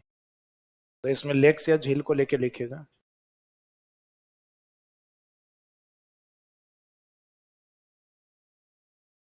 राजस्थान में सर्वाधिक झील अरावली क्षेत्र में पाई जाती है। Most of lakes of Rajasthan are found in Aravalli region. Rajasthan की सर्वाधिक या अधिकांश झीलें अरावली में पाई जाती हैं। यानी हम काउंटिंग की बात कर रहे हैं, खारे या मीठे पानी की नहीं कर रहे। और अंडरस्टूड है अरावली में है तो यहाँ पे मीठे पानी की। राजस्थान में सर्वाधिक या अधिकांश झीलें अरावली में पाई जाती हैं। Most of lakes of Rajasthan are found in Aravalli region. Rajasthan की अधिकांश झीलें अरावली में पाई जाती हैं।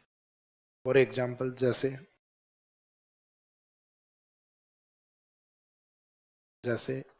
अब राजस्थान के कुछ फेमस लेक हैं, उदयपुर, अजमेर, जयपुर, उनके नाम लिख सकते हो। जैसे उदयपुर वाली में एक तो डेबर के नाल में बताई थी जयसमंद, डेबर के नाल यानी अरावली में ही है वो, जयसमंद। फिर उदयपुर सिटी में कुछ नाम सुने होंगे आपने, पिछोला, फतेह सागर। जैसे जयसमंद, पिछोला झील, फतेह सागर। अजमेर के अंदर कुछ फेमस झील हैं जैसे आना सागर एंड पुष्कर। तो कंप्लीट लिखने की जरूरत नहीं है, 2-3 एग्जाम्पल लिख दीजिए कोई। जयसमंद, पिछोला, फतेह सागर, राजसमंद, पुष्कर, खूब सारे नाम हैं। जयपुर के अंदर ही बनी हुई है ये जो जल महल वाला पार्ट है ना, मानसागर, तो वो भी अरावली वाले रीजन में, अरावली की पहाड़ियां ही तो है पास में नाहरगढ़, तो उस अरावली रीजन में ही काउंट होगी वो। तो एक अलग से टॉपिक दिया हुआ है वैसे आपके झील, तो वहां पढ़ेंगे राजस्थान की जो भी प्रमुख मीठे और खारे पानी के। यहाँ सिर्फ एग्जाम्पल के तौर पे 2 या 3 नाम लिख दो।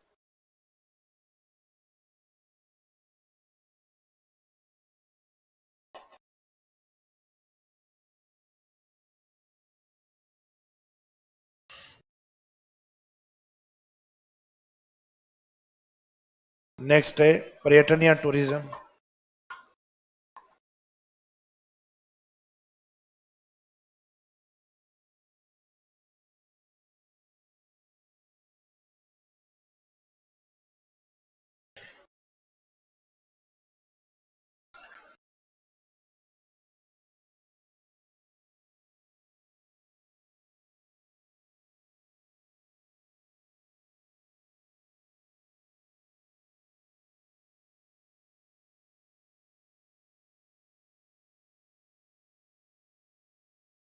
क्या राजस्थान में हिल स्टेशन एकमात्र है क्या?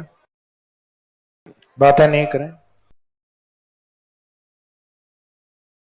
राजस्थान में एकमात्र हिल स्टेशन माउंट आबू है और वो केवल अरावली में है।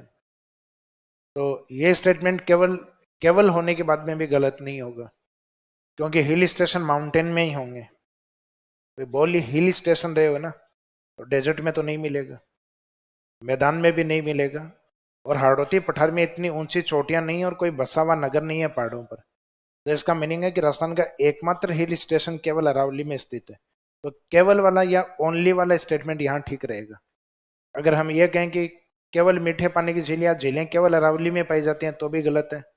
नदियां केवल अरावली से उद्गमित होती हैं तो भी गलत है। धातु केवल अरावली में पाए जाते हैं तो भी गलत है। लेकिन केवल में ये एक स्टेटमेंट है जो ठीक रहेगा। तो ये अपने को थोड़ा सा ध्यान रखना है कि राजस्थान में हिल स्टेशन केवल एक ही माना गया है, और हिल स्टेशन माना गया है तो तय है हिल के ऊपर ही माना गया होगा, तभी हिल स्टेशन है। तो इसका मीनिंग वो केवल अरावली में है, जो पर्यटन को आकर्षित करता है। तो इसमें लिखिएगा टूरिज्म के अंदर राजस्थान का एकमात्र हिल स्टेशन माउंट आबू है। Mount Abu is the only hill station of Rajasthan. Rajasthan का एकमात्र हिल स्टेशन केवल mount Abu. Mount Abu is the only hill station of Rajasthan.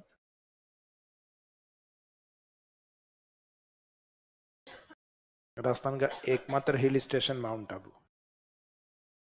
Mount Abu is the only hill station of Rajasthan. Rajasthan का एकमात्र हिल स्टेशन माउंट आबू है, जो पर्यटन को आकर्षित करता है, विच अट्रैक्ट्स टूरिज्म। विच अट्रैक्ट्स टूरिज्म, जो पर्यटन को आकर्षित करता है। इसका मीनिंग है कि राजस्थान के अंदर जो अपने टूरिज्म साइट हैं उसमें सबसे इंपॉर्टेंट साइट में से एक ही है। टूरिज्म वैसे भी सबसे ज्यादा राजस्थान में अरावली साइट पे ही होता है। जैसे अजमेर में सबसे ज्यादा होता है, उसके बाद में सिरोही माउंट आबू में ज्यादा होता है टूरिज्म। अजमेर में तो इसलिए होता है क्योंकि अजमेर में अपनी दोनों प्रमुख धर्मों के स्थान हैं, एक तो पुष्कर और एक अपने ख्वाजा साहिब दरगाह। तो ख्वाजा मोइनुद्दीन चिश्ती की जो दरगाह ना, ख्वाजा साहब की दरगाह, तो इस कारण जो बड़ी कम्युनिटियां अपने यही हैं, हिंदू सबसे बड़ी कम्युनिटी और मुस्लिम दूसरी बड़ी, और दोनों के धार्मिक स्थान अजमेर में। और हमारे यहाँ अधिकांशतः जो आने वाला जो टूरिज्म है वो धार्मिक टाइप का ही होता है। भाई अपने जैसे होते हैं जो जवान होते हैं, और अपने जैसे होते भी कितने के हैं, 2 जने 4 जने, तो उनसे कोई टूरिज्म साइट पे भीड़ नहीं होती। भीड़ होती है जब पूरा गांव या मोहल्ला निकलता है तब, और वो तब निकलता है जैसे गांव में होता है ना कि कई बार भाई सालासर जाके आना है या फिर किसी धार्मिक स्थान पे जाना है, तो वो कहते हैं बस कर लो और गली में पूछ लो कौन कौन चल रहा है, और सबके 80-80 रुपये 150-150 रुपये पांति आएंगे। भाई उनको पता है कि भाई अकेले निकलोगे तो अकेले निकलने का मीनिंग है 500-500 या 1000-1000 रुपये का खर्चा। तो टूरिज्म साइट पे कभी भी आप रिलीजियस साइट पे जाना, तो रिलीजियस साइट पे धार्मिक लोग आपको ज्यादा मिलेंगे। जो कपल या जोड़े ये थाईलैंड गोवा में ज्यादा मिलेंगे। तो इसका मीनिंग ये है राजस्थान के अंदर अजमेर में टूरिज्म सबसे ज्यादा विजिट करता है, उसका कारण है इसके रिलीजियस साइट। उसके बाद में राजस्थान में टूरिज्म साइट सबसे इंपॉर्टेंट है माउंट आबू। तो टूरिज्म साइट में क्या होता है, टूरिज्म जो मेन साइट होता है उस साइट को इंडिकेट किया जाता है। जैसे सबसे ज्यादा टूरिज्म माने जाते हैं अपने अजमेर में, क्योंकि जो पुष्कर जाएगा पहले कहाँ पहुंचेगा, अजमेर की तरफ। और अजमेर में, और ये सर्वधर्म के लिए है, ख्वाजा साहिब दरगाह, जहाँ हिंदू भी जितने मुस्लिम जाते हैं शायद उससे ज्यादा अपने हिंदू जाते हैं, क्योंकि नंबर ऑफ पॉपुलेशन हिंदू 90% है और मुस्लिम 9% है। तो इसका मीनिंग सामान्य सी बात है कि हिंदुओं की विजिट ज्यादा होगी। भाई हर 90, लगभग 88% हिंदू है, तो लगभग जो 90% हिंदू है, अगर उसमें 10% ने भी ये सोचा कि दरगाह जाके आना है, तो लगभग मुस्लिम कम्युनिटी के तो बराबर हो गए ना पूरे। और कंप्लीट मुस्लिम कम्युनिटी विजिट करती भी नहीं है। भाई पूरे के पूरे जितने मुस्लिम हैं 100% भ्रमण करते हैं क्या? 100% तो हिंदू भी नहीं करते। तो इसका मीनिंग कोई भी कम्युनिटी 100% टूरिज्म तो नहीं होता है। तो इसका मीनिंग है कि इस साइट में सबसे ज्यादा टूरिज्म होता है अजमेर के अंदर। अजमेर के बाद में टूरिज्म साइट सेकंड पुष्कर, और नंबर थर्ड साइट किसको माना गया है? माउंट आबू। ये एक आपके टॉपिक अलग से दिया हुआ है, टूरिज्म या पर्यटन। वहाँ जो मेन साइट है जहाँ विजिट सबसे ज्यादा होता है वो आपको अलग से रैंक वाइज लिखवाएंगे। वो हालांकि फरवरी के बाद में डेटा, नए इकोनॉमिक रिव्यू के बाद डेटा अपडेट हो जाते हैं आपके। टूरिज्म के बाद में अरावली का जो इम्पोर्टेंस है नेक्स्ट,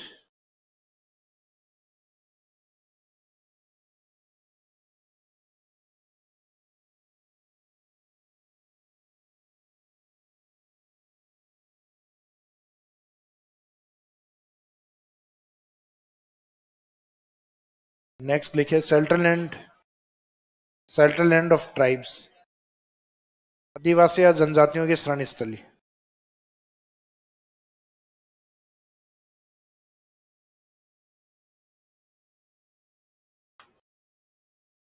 जनजातियों की शरण स्थली। अरावली वाला जो पार्ट है, इस एरिया में राजस्थान में सबसे ज्यादा ट्राइब्स होती हैं। राजस्थान में सबसे बड़ी जनजाति, सबसे बड़ी जनजाति होती है राजस्थान में मेणा। मेणा की संख्या सबसे ज्यादा जयपुर, दौसा, इस वाले बेल्ट में सबसे ज्यादा है। बाकी पूरा जयपुर, दौसा, करौली, सवाई माधोपुर, ये पूरा मेणा बेल्ट। तो इसमें जयपुर, दौसा है जहाँ पे मेणा सर्वाधिक है। ये किस रीजन में आता है? अरावली। राजस्थान के अंदर मेणा के बाद में दूसरी बड़ी ट्राइब्स मानी जाती है भील। भील आती है उदयपुर, डूंगरपुर, बांसवाड़ा, अरावली रीजन। राजस्थान की तीसरी बड़ी ट्राइब्स आती है ग्रासिया। ग्रासिया मुख्यतः आती है सिरोही और पाली, किस रीजन में है? अरावली। राजस्थान में तीनों ट्राइब्स, राजस्थान की टोटल ट्राइब्स का 90% हिस्सा, 90 से भी ज्यादा ही है। इसका मीनिंग बाकी 10% में राजस्थान की सब जनजातियां हैं, जबकि 90% जनजातियों में अपने मेणा, भील और ग्रासिया, और तीनों के तीनों किस एरिया में? अरावली में। लेकिन ये कहना गलत होगा कि राजस्थान की सभी जनजातियां अरावली में रहती हैं। भाई अपने कोटा की ओर एक जनजाति होती है सहरिया, सहरिया हाड़ौती की ओर रहती है, किशनगंज और शाहाबाद। आपने शायद आर्ट और कल्चर उसमें पढ़े भी होंगे, तो आर्ट एंड कल्चर में अलग चाहेंगे जनजातियों के आपके जो डांस वगैरह ये अलग से दिए हुए हैं। कुछ इनके लोक गायन वगैरह हैं, जैसे लांगुरिया गीत वगैरह जो, तो ये अपने करौली की ओर गाया जाता है ना। तो अलग अलग जाति और जनजातियों के नृत्यों के बारे में, यानी जो डांस और उनके जो सिंगिंग है, उनके पैटर्न आपके आर्ट एंड कल्चर में अलग से दिए हुए हैं। तो वहां आपको समझ में आ जाएगा कि राजस्थान में कौन कौन सी जनजाति किस साइड से। लेकिन अपने को यहाँ मेनली देखना है कि जो बड़ी जनजातियां वो किस एरिया में है? अरावली। तो अरावली जनजातियों की, जनजातियां किस एरिया में रहती हैं? देखो मुख्यतः अपने समाज में शेड्यूल कास्ट और शेड्यूल ट्राइब्स, जिनको आरक्षण व्यवस्था में सबसे पहले शामिल किया गया था। ओबीसी वगैरह ही इनको तो बहुत बाद में शामिल किया गया। बाकी मेन शेड्यूल कास्ट और शेड्यूल ट्राइब्स को इसलिए किया गया क्योंकि ट्राइब्स वो थे जो मुख्य समाज के साथ ही नहीं थे, वो जंगलों में रहा करते थे। उनको सभ्य बनाने के लिए आम जो जितनी भी पॉपुलेशन या जनसंख्या है, उसमें जितनी जनसंख्या का प्रतिनिधित्व एसटी करते हैं, उन लोगों को अनुपात में नौकरी में उतना परसेंट लेके आना। फॉर एग्जाम्पल जैसे 100% लोग, जिसमें एसटी का जो परसेंटेज है, एसटी का लगभग 13.5%, और राजस्थान में आरक्षण शायद 12.5% है। कितना भी हो, अपने को वो डेटा इफेक्ट के ऊपर मैंने नहीं जाना, अपने को एग्जाम्पल समझना है कि जैसे लगभग 12.5% आरक्षण है, तो इसका मीनिंग जब काउंट किए गए थे तो टोटल पॉपुलेशन में एसटी 12.5% थे। इसका मीनिंग है कि जितनी भी सीट जो होंगी, उन सीट्स में एसटी के नाम से रिजर्व है 12.5% सीट होंगे। कि इसका मीनिंग जनसंख्या में इनका जितना योगदान है ये सरकारी नौकरियों में भी अपना उतना ही प्रतिनिधित्व करे। यानी सरकार के जो नियम रूल्स वगैरह जो भी हैं, प्रशासनिक नौकरियां हैं, जो भी पार्ट हैं, उसके अंदर इनको उतने ही परसेंट में रखा जाए ताकि ये अपनी पॉपुलेशन को कम से कम वहां डिफाइन कर पाए, और प्रेजेंस, उस प्रेजेंस को ये दिखा पाए। शेड्यूल कास्ट, तो शेड्यूल कास्ट अपने ही समाज के लोग जिन्होंने धीरे धीरे समाज के अंदर पाखंडों के द्वारा या धार्मिक रीति रिवाजों के द्वारा धीरे धीरे जो अपनी कर्म व्यवस्था थी, उस कर्म व्यवस्था को कास्ट में कन्वर्ट कर दिया। यानी पहले अपना एक जो घर, एक परिवार है, उस एक परिवार में अपने चारों वर्ण रहा करते थे। जैसे पिताजी धर्मशास्त्रों का अध्ययन करते हैं तो वो ब्राह्मण थे। जैसे कि भाई राजा की सेना में सुरक्षा का सैनिक का काम करता है तो वो क्षत्रिय काउंट होता है।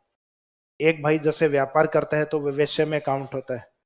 माँ जो सबकी सेवा करती है तो वो शूद्र में काउंट होगी। तो इसका मीनिंग घर में जैसा जैसा काम जिसको दिया गया उसके अकॉर्डिंग वो पहचाने जाएंगे। तो इसका मीनिंग हमारी जो सामाजिक व्यवस्था थी वो किस पे थी? कर्म, कर्म के आधार पे।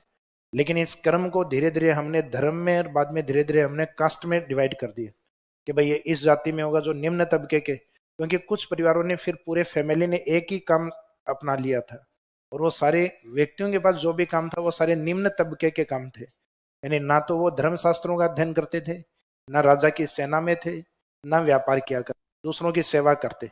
तो धीरे धीरे एक कास्ट बना दी कि भाई ये लोअर कास्ट में माना जाएगा। तो धीरे धीरे बाद में जातीय व्यवस्थाएं बाद में बनी है। तो जातियों के नाम से जिन लोगों के साथ अत्याचार हुए हैं या समाज में मुख्य दर्जे नहीं दिए गए, उन व्यक्तियों को माना गया शेड्यूल कास्ट यानी अनुसूचित जाति। और एसटी माना गया जो समाज के साथ ही नहीं रहते थे, जंगलों में जाके रहते। तो एसटी उन एरिया में अधिक रहेंगे जहां वन अधिक होंगे। तो राजस्थान में सबसे ज्यादा अरावली कहां पर है? उदयपुर में अभी बताया था आपको, झील जहां अधिक है। जहां अरावली अधिक होगी वहां वनस्पति। तो राजस्थान में हम फॉरेस्ट या वन वाला एक टॉपिक आएगा आपके, जिसमें सबसे ज्यादा डेटा या जो फॉरेस्ट्री एरिया सबसे ज्यादा है वो किस जिले में है? उदयपुर। जहां वन अधिक होंगे वहां जनजातियां क्या होंगी? सबसे ज्यादा। तो राजस्थान में एसटी सबसे ज्यादा कहां पर? उदयपुर। इंडिया में सबसे ज्यादा फॉरेस्ट एमपी के अंदर। इंडिया में सबसे ज्यादा एसटी या schedule caste, sorry schedule tribes, schedule tribes India में सबसे ज्यादा एमपी में है। कारण फॉरेस्ट अधिक है। तो जहां वन अधिक होंगे वहां पे एसटी अधिक होते हैं। तो राजस्थान के अंदर फॉरेस्ट्री सबसे ज्यादा कहां पे? बायोडाइवर्सिटी या वन अधिक कहां पर है? अरावली में। तो जनजातियां अरावली में अधिक मिलेंगी। तो इसमें लिखेगा अरावली के बारे में, शेल्टर लैंड ऑफ ट्राइब्स, जनजातियों की शरण स्थली। तो इसमें लिख दो नीचे स्टेटमेंट में, Aravalli mountain is known as shelter land of tribes. Aravalli पर्वतमाला को जनजातियों की शरण स्थली कहा जाता है।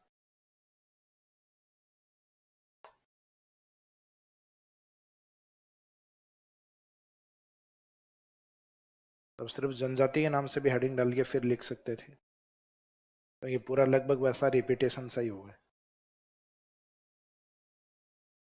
तो अरावली पर्वतमाला को जनजातियों की शरण स्थली कहा जाता है। Aravalli mountain is known as shelter land of tribes. For example जैसे कुछ जनजाति जो बड़ी हैं उनके नाम लिख दीजिए, जैसे Meena, Bhil and Garasia. Sequence wise लिख दो। सबसे बड़ी जनजाति राजस्थान में मीणा है तो पहले मीणा लिख दो, सेकंड भील है, नेक्स्ट गरासिया। जनजातियों की श्रेणी स्थली कहा जाता है जैसे मीणा, भील एवं गरासिया।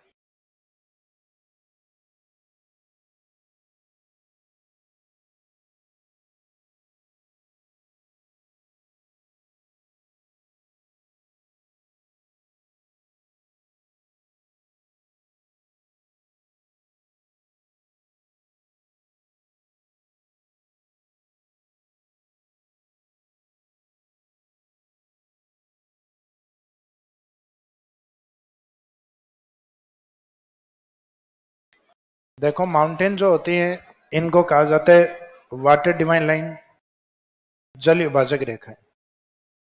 जैसे भारत में बहुत सारी पर्वतमालाएं हैं जो जल विभाजक का काम करती हैं। जैसे फॉर एग्जांपल अपने पश्चिमी घाट है, पश्चिमी घाट के पश्चिम में वर्षा होती है तो नदियां पश्चिम की ओर भी निकलती हैं, इस साइड में अरब सागर और बंगाल की खाड़ी में भी।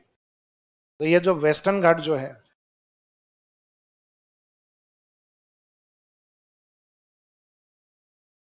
वेस्टर्न घाट है, इसको अरब सागर और बंगाल की खाड़ी की नदियों का वाटर डिवाइड लाइन कहा जाता है, जल विभाजक।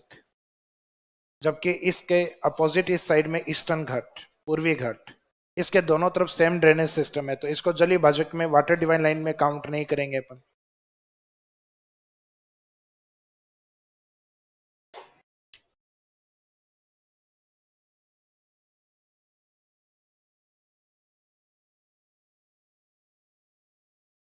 विंध्यन माउंटेन, सतपुड़ा माउंटेन, इन दोनों के बीच में यहां से एक नदी निकलती है नर्मदा, इस साइड में निकलती है तापी।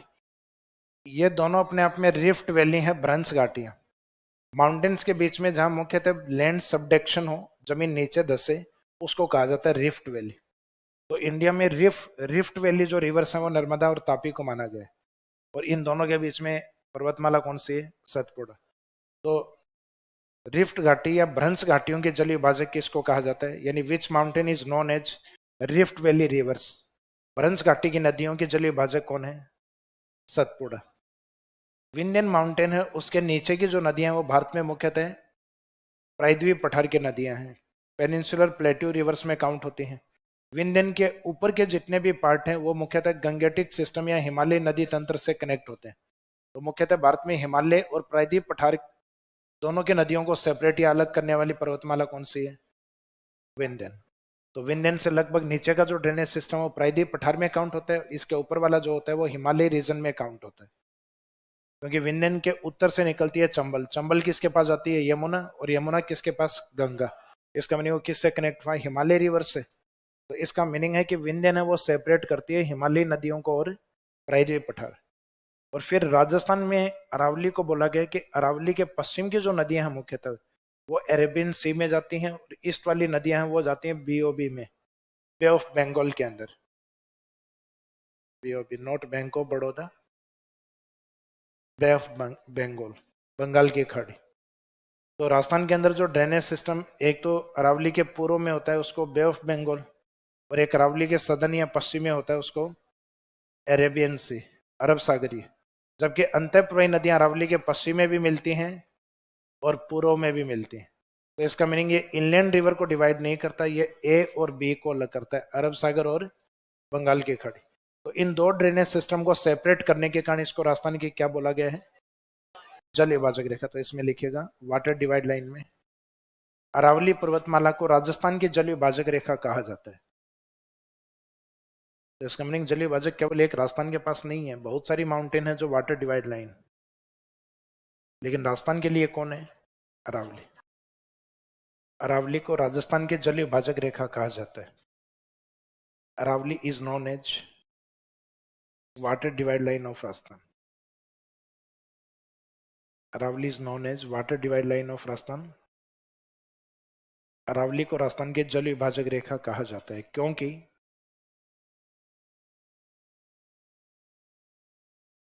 या तो ये लिख दीजिए कि ये राजस्थान के अपवाद तंत्र को दो भागों में बांटती है, या उनके नाम लिख दो क्योंकि यह अरब सागर एवं बंगाल की खाड़ी की नदियों को अलग करती है। Because Aravalli divides Arabian sea rivers and bay of Bengal rivers. क्योंकि अरावली अरब सागर एवं बंगाल की खाड़ी की नदियों को अलग करती है या बांटती है। Because Aravalli divides Arabian sea river and bay of Bengal rivers. इसके ऊपर एक डायग्राम बना दीजिए इस तरीके का।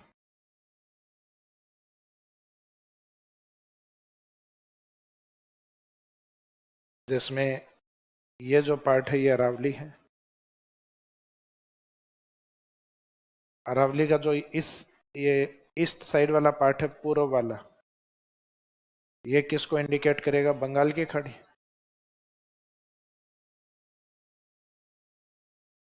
और अरावली का सदन या जो वेस्टर्न पार्ट, इस साइड वाला जो दक्षिणी या पश्चिमी जो भाग है,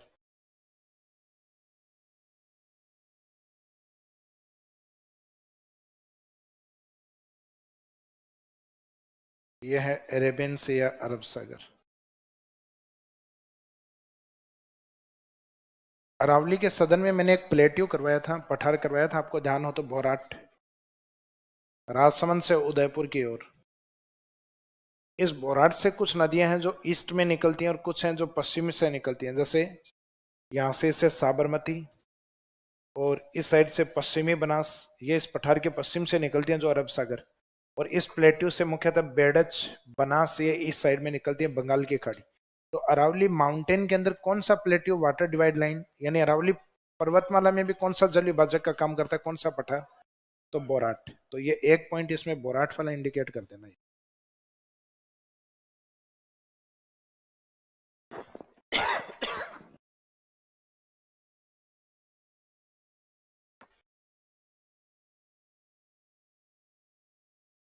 बोराट। ये बाई चांस क्वेश्चन पूछ लिया जाए कि अरावली में जल विभाजक का काम कौन सा पठार करता है, तो पठार के तौर पे बोराट। लेकिन वो देखा जाए तो मेजर पार्ट इसका कौन है? अरावली। तो जल विभाजक मेन अरावली है।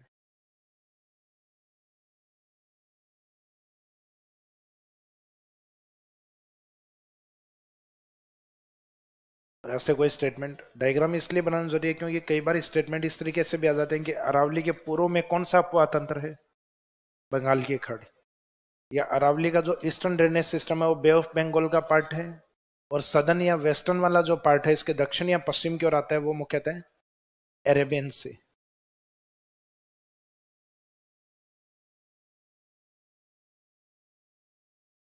ये अरेबियन सी और वो बे of Bengal.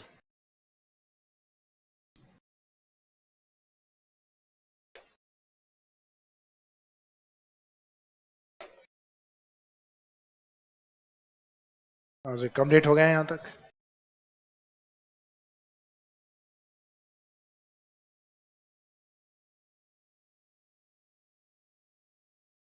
Next point number 9, next लिखिएगा।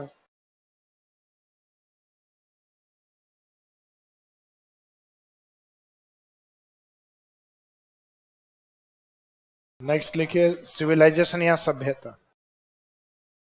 सिविलाइजेशन या सभ्यता को लेकर अरावली का क्या इंपॉर्टेंस है ये देखें।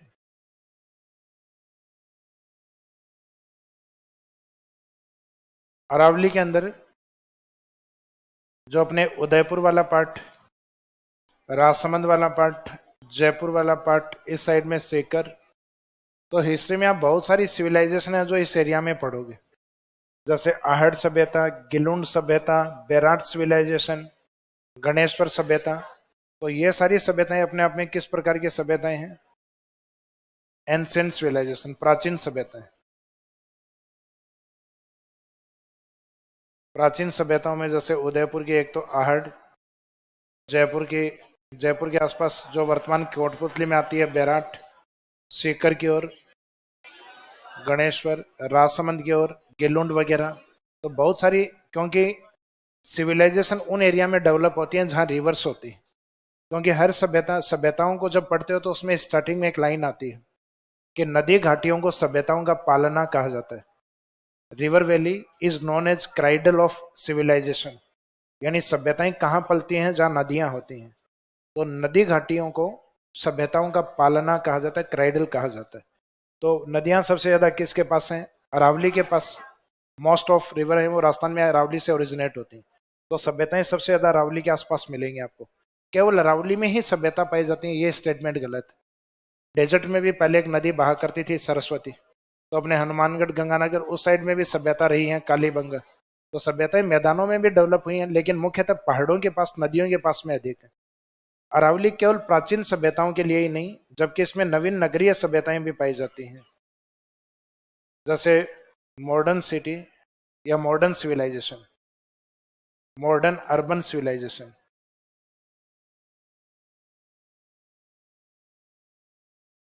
नवीन नगरीय सभ्यताएं। नगरीय सभ्यताओं में अगर देखा जाए तो राजस्थान के तीनों प्रमुख बड़े नगर, वैसे सेंट्रल गवर्नमेंट के द्वारा राजस्थान के जो स्मार्ट सिटी हैं, उन स्मार्ट सिटी में राजस्थान के 4 सिटी को लिया गया है काजू, कोटा, अजमेर, जयपुर, उदयपुर। इसमें कोटा को छोड़ दिया जाए, कोटा तो हाड़ौती में आता है, बाकी तीनों आपके अरावली में है। जैसे उत्तरी अरावली में जयपुर है, मध्य अरावली में अजमेर है, और सदर्न अरावली में उदयपुर। तो ये काजू में के का आगे वाला जो हिस्सा है अजमेर, जयपुर, उदयपुर। तो इसका मीनिंग है कि अरावली में केवल प्राचीन सभ्यताएं नहीं, राजस्थान के वर्तमान में आधुनिक जो नगर है वो भी अरावली में डेवलप हुए। तो Aravalli is known as motherland of ancient civilization and modern urban civilization. Aravalli को प्राचीन सभ्यताओं एवं नवीन नगरीय सभ्यताओं की जननी कहा जाता है। तो सिविलाइजेशन वाले में लिखिएगा अरावली को प्राचीन सभ्यताओं, ब्रैकेट में कुछ नाम लिख सकते हो, Ahar, बेराट, Ganeshwar. Aravalli is known as motherland of ancient civilisation. Aravalli is known as motherland of ancient civilisation, bracket में नाम लिख दीजिएगा आहड़ या आयड, नदी भी आती है इस नाम से। तो आहड़, गणेश्वर, बेराट। अरावली को प्राचीन सभ्यताओं एवं नवीन नगरीय सभ्यताओं, नगरीय सभ्यताओं में नगरों के नाम लिख दो। कोटा को छोड़ के वो काजू में है ना बाकी। उत्तरी अरावली का प्रमुख नगर क्या है? जयपुर। मध्य में अजमेर, सदन में उदयपुर। तो अरावली को प्राचीन सभ्यताओं एवं नवीन नगरीय सभ्यताओं, ब्रैकेट में जयपुर, अजमेर, उदयपुर की जननी या जन्म स्थली कहा जाता है, कि जन्म स्थली कहा जाता है। Aravalli is known as motherland of ancient civilization, Ahar, बेराट, Ganeshwar and modern urban civilization. Urban civilization क्या के ब्रैकेट में सिटी के नाम जयपुर, अजमेर, उदयपुर। और कल एक इसका अरावली का एक कंक्लूजन पॉइंट रहेगा, प्लानिंग रीजन योजना प्रदेश, उसके बारे में बताएंगे पॉइंट नंबर 10 में। यस, डायग्राम क्या चीज?